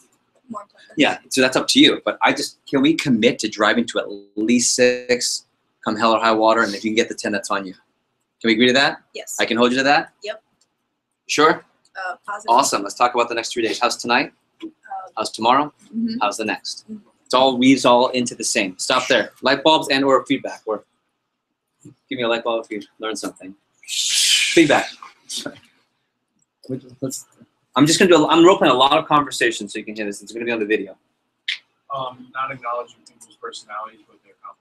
Yeah, some of you don't have great personalities in terms of what you would think is, oh, well, they're magnetic. Some of you are not magnetic, and some of you are not outgoing. Some of you are not charismatic, but you're going to be great managers, like really good managers. Have you ever found yourself saying, oh, I can't be like Mike when Mike gets on stage? I can't do that. Most of you can't do that. But you don't need to do that to sell a lot of knives and run a great business. Mike is Mike. Jeff is Jeff. Okay. Other takeaways from this? You said that you were excited for them to go for that, but you took it down to a more realistic goal. Yeah, I want to take her to where I know she can get to. What if she said lower than that? Okay. So what do you think you can get to by Monday, Mila? 4. 4? Okay. Can I tell you something? I think you're way, way below what you're thinking. You know why? Why? You've got 10 in front of you. Your average order is $500. If you only sell on half of them, what's 5 times 4? What's 5 times 4? 20. 28. Sorry. What's 5 times 4? 20. Add a few zeros. That's 20. I'm sorry. Your average order is 500. So if you just sell on half, which is 5 sales, 500. That's 2,000 to 2,500. You're going to be at 6. So I don't think you should shoot for 4. You see what I'm saying? Yes. Can I push you to 6? But I need your permission. Yes. But I'm not really pushing you if you just do the work. You see? Mhm. So can we agree to that? You're sure? Write it down so you see, because I think you're just me right now. Write it out. You see it? Yes. 5 times 4. You got it? Yes. I'll stop there. What do you notice? Sometimes you have to show. Sometimes you have to have them write it down. Sometimes you have to call them out for in you. Carry the one. Bree, you're just behind me. Do you really understand? Oh, sorry. You'll get that. So, ready? Best practice every Friday morning or Thursday night. If I'm a manager following best practices, I'm writing out my entire launch and 1, 3, 6, 10 where I think they can get to, and those are my conversations on Friday. Back to the point of why we give people how much money they're making. Remember the why? How come we give them the money they're making? They don't know. Same thing here. They don't know how to think. Sometimes Mila can't even do 5 times 4, let alone figure out that she should probably do 6, not 4. Stop there. Feedback. What are you learning? What are you taking? What's constant from even the last conversation? Tracer than Mila. Everything we're doing, just keep it frequent. Just keep going through the repetitions. Keep it frequent, keep it simple, and keep it on what they want. Set agreements. Set agreements. It's a mutual relationship, so you're asking them, is that okay with you? Yeah. Do I have permission? Can we agree to that? Are you cool with that? Listen to what they want. Listen to what they want. Genius, isn't it? They don't know, like, when you ask them like what they want to get to, sometimes they don't know like what's possible, and they don't realize how good they're doing, so then you can push them to go a little bit further. Yeah. Sometimes you have reps that don't even know how well they're doing until you show them. Especially like notes and organization, because writing them down, you'll keep having this conversation with different people. It's like when you pull this down for future conversations. It's like, So you can reference, that's the key word. Yeah, you want to be able to reference. Speaking of that, let me give you last few tidbits here. I'll wrap up. Can we get a picture? Is the whole screen here, please? Yes. I like how you said that you asked for permission to push, but then you said that's not actually pushing because that's just you doing the job. Is basically Yeah, I'm not really pushing you because if you just do what you've been doing, you should get that. Good. Sir. Thank you. Some miscellaneous on PDI. Okay. Don't forget to share what's hot and what's going on in the office. The impression you always want to give, the culture that you want to be very prominent is that people are selling. Let's say your office isn't jumping, isn't popping yet. You haven't gotten recruiting going on yet. How do you still, first years only, how do you still create a people are selling atmosphere if there's teams not selling? You can. Sell yourself. What's that? Sell yourself. So if you go sell and you share that, okay, but well, let's say it's May and June. You're probably not selling too much. You're right, but let's say it's May and June. Amanda. Go to newsletter. Point to other offices. Oh, Amanda, real quick, before I give you the update, let's say your office is doing terrible. First homemaker, okay, first of many. Nice work. Hey, can I give you the update? Let me tell you how many people are just selling so much. There's this office in blank, Clearwater. One of the reps there just sold the first homemaker. You can go reference on the newsletter. You can reference other people's PDI. You have good circles of influence. You're hearing what other people are doing. Share that. Good point. So hot list. Okay. This is a little bit what Moises was talking about when I referenced or answered Moises. But Champions Club, that's just a secret weapon. That's a whole nother talk we'll give in March on how to set this up. But why is Champions Club also going to help create better PDI? Well, number one, it's live. Number two, they're going to get phone time done. Number three, we're able to educate. Back to frequency. Back to frequency. And here's the cool thing. If I get someone to launch on Friday, they have a good first weekend over 1,000, they come to AT, if I get them to that Tuesday PDI, or that Tuesday Champions Club, live, I also already am taking care of the PDI while I'm in front of them. So here's really the key benchmark. In an ideal world, you have all of your team coming to every Champions Club. The most important Champions Club is Tuesday morning. The more people you get to Tuesday, what's the challenge if you've run an office of getting people to the Monday Champions Club? There's AT1 that day. Yeah. Now, if you target someone and they're going for a 10K fast start, they'll be there Monday. And you'll know why if you've done that before. But in general, some people aren't as organized when they're still overwhelmed. But if you get people to Monday's advanced training and you can re-excite them, give them confidence, they have appointments after, getting them to Tuesday is going to jump your results in PPR. In fact, that was the pilot this summer. Actually, was really, weren't many things I was displeased with. Our Monday morning Champions Club attendance was not as hot as I would like it to have been. Sorry.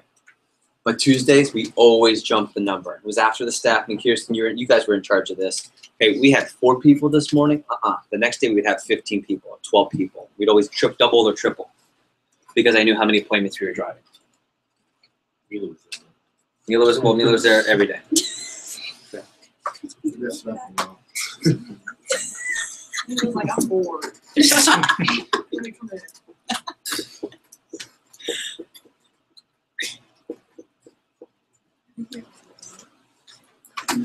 Back to PDI, you gotta be in your office room. There is a distinct group every year of people who don't get to the office till after 8. Some of you are in this room. And there's also a distinct difference in production. Well, I don't have reps. There are things, if I don't have any reps, Tyler, you're laughing because you know how to do this. You know now. If you don't have any reps, what can you be doing when you get to your office before 8, from 8 until 9, 8 till 10, even if you don't have reps? Facebook blasting until you get reps. And setting PRs. Okay. I'll stop there. Let's take 60 seconds. Big light bulbs, go ahead. Let's type them out.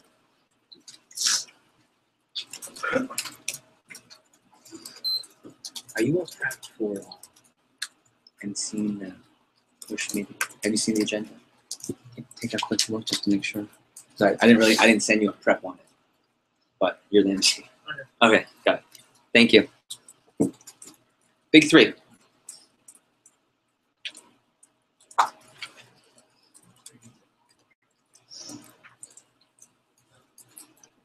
Creating the atmosphere that people are always selling.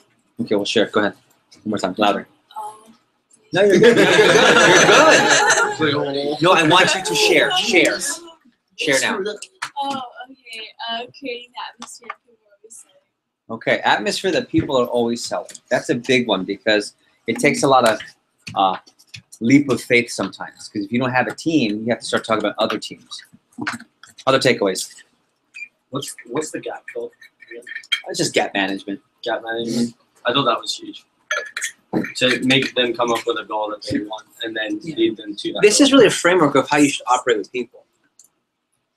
If you're a next level member and you're a branch or district, this is how I talk, this is how I operate when I'm thinking and having conversations with you. What do you want out of this? Okay, where are you at compared to that? Okay, that's our conversation right now.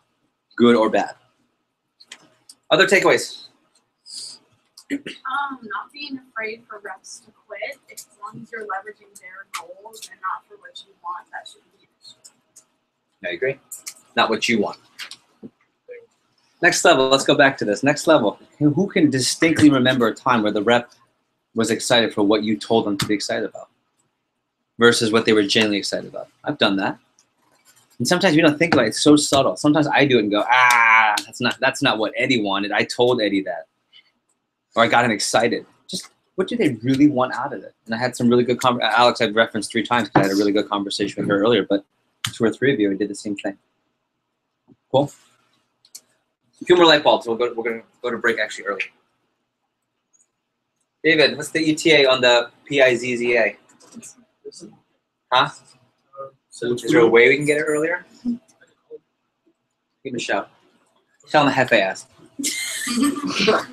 Other takeaways. Huh? As soon as possible. Please. Yeah, micromanaging. How do if you already have a negative connotation and feeling towards micromanagement and the term, what do you sub it out with? Agreements and coaching. Agreements and coaching. Okay, let's do this. I'd like you to take the next 6. We're going to end actually pretty early. And I'd like you to go to break so you're fresh. The second portion of our prep, we're going to add in a few new reps, probably about 5 to 10 new reps from different offices. The next last part of the day is going to be all towards the push week and how to get pushes going. So we're scheduled to go till 1, but we don't have to go all the way through. So we're going to go to break early. Pizza probably won't get here till 1. So let me find out what David's saying. On the pizza, I'll probably let you guys go to break for a little bit if you guys want to grab, go down to 7. Is there 7-Eleven around here? Or there's something. And come back, and then we'll have the pizza ready for you by then. Couple things there, real quick. I want us to be ready to roll. Pizza's done. We're cleaned up, ready to accept any new reps by 1:30, 1:40 latest. Is that our agreement? Yep. Can I hold you to that? Before you go, siéntate por favor. Siéntate por favor. Ready? I want you to pull out your notes. If I'm going to let you out an hour early, which I'm about to, give me 100% engagement. Ready? Yes. Big 3 to 5 takeaways overall.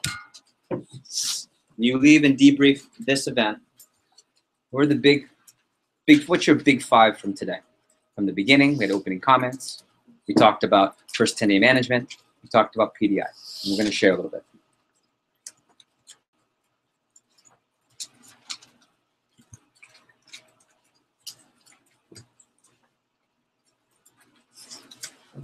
Can you ask David? Oh, is he on the phone? Nobody speaks us now. I said.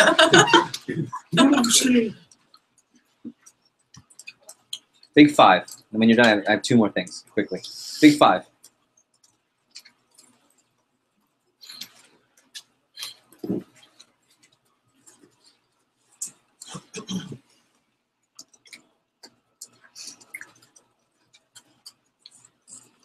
Big 5. You already done with your big 5? What are your big 3 action steps coming out of this meeting? Again.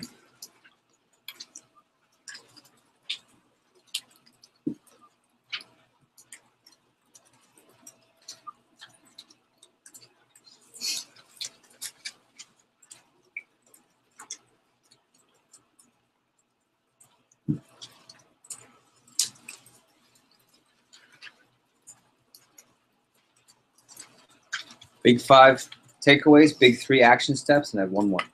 Big 5 takeaways, big 3 action steps.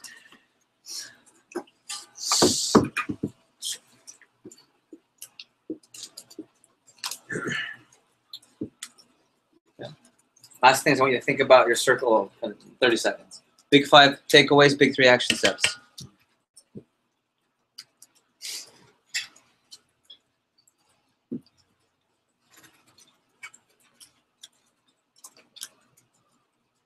Ready? Circle of influence. Who's someone that is not in your circle right now that you need to get back or force into your circle for you to be most successful? Write that person down. Who do you need to get more time with? Talk to more. Expose yourself and get intentional conversation with. Who's one person? You get to pick one. Maybe someone that you used to talk to a lot or should be talking to but don't. Number 2, who's someone that's in your circle of influence that you need to make sure you keep and hold on to tight? You're in now, and you need to keep that. If you only had one person that stuck around that you talked to, that supported you, it might be a mentor, it might be a running partner, it might be someone that you're mentoring. And the last one, you know it's coming. Who should you probably take less advice from or stop getting as much influence from, or just getting around with as much? You don't have to share this. This is for you and you only.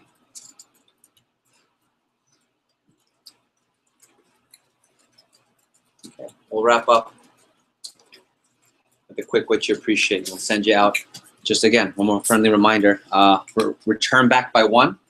Pizza done by 1:30. Hard start for the push portion of 2. One more time. Return by what time?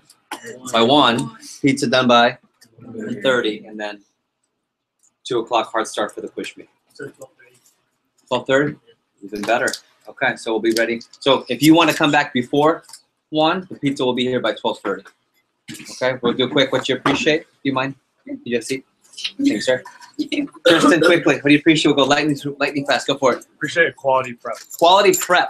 Good. What do you appreciate? I appreciate being here. Good. Being here. Speaking of being here,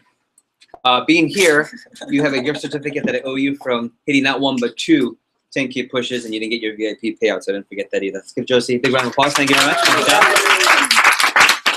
What do you appreciate? My koi. Nephew, what do you appreciate? Same. The koi fish or your circle of influence? Both. Rich, what do you appreciate?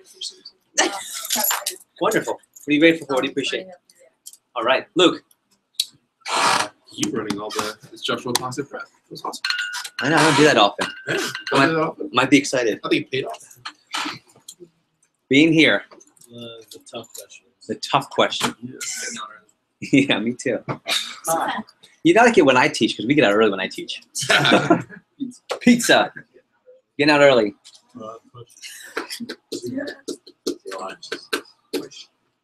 10:21 on Monday. Nice. What's that? Food. One. There you go. Being here. Let's be intentional, respectful, and listen, please. Shannon. Being here, Mr. Sean. Yeah. Say it again. Oh, you're welcome. You guys have a long drive. There you go. Food. Being able to learn more. There you go. Lunch on me. That's right. There you go. Being here. Okay. And make sure, not for my ego, say thank you, I think, but also say thanks to Dave. He took care of the whole process. I just swept hard. Okay. The simplistic layout you taught us. Good. Less is more. Good. Giovanni. All the people that I met were Thanks. Christmas party time. I'm going to reference that before you get out of here. Hold on, I'll stop. I'll wait. That's some disrespectful people. Respect is when you wait for everyone to go, not just after you win. Young lady, go ahead. Developing new leadership skills. Every time. Lessons that I've learned. Good. Hopefully a lot. TLA. TLA and K-Bar Killers tomorrow. Taking a bunch of you out. How simple it can be if you break it down. Good. So Certain key points. keep this simple. These preps are a lot simpler than they have been in the past, but I find less is more. Number 2, again, back by 1 latest pizza here in 30 minutes. 1:30 would be done pizza, 2 p.m. hard start. At 6 o'clock, we're going to kick out the new kids who aren't TLA, respectfully. We'll have just, I just want to do this now so when they leave, we can just have a holiday party. The desserts are going to be in the food's going to be in the front. There's a dessert table. And the receptionist room, I think, is where they have all the refreshments set up. All of the gifts will be put onto this table. And at some point, we'll start the White Elephant gift exchange. David will be in charge of giving everyone a number. You're going to need to get a number 1 through 40, whatever the number is. Okay, you'll pick out of a bowl. You'll get a number. That is your number of selection for the White Elephant. And then we'll explain the rules later, but don't lose that number. Cool? All right. We'll see you 1 p.m. latest. Pizza in 30 minutes. Thanks, guys.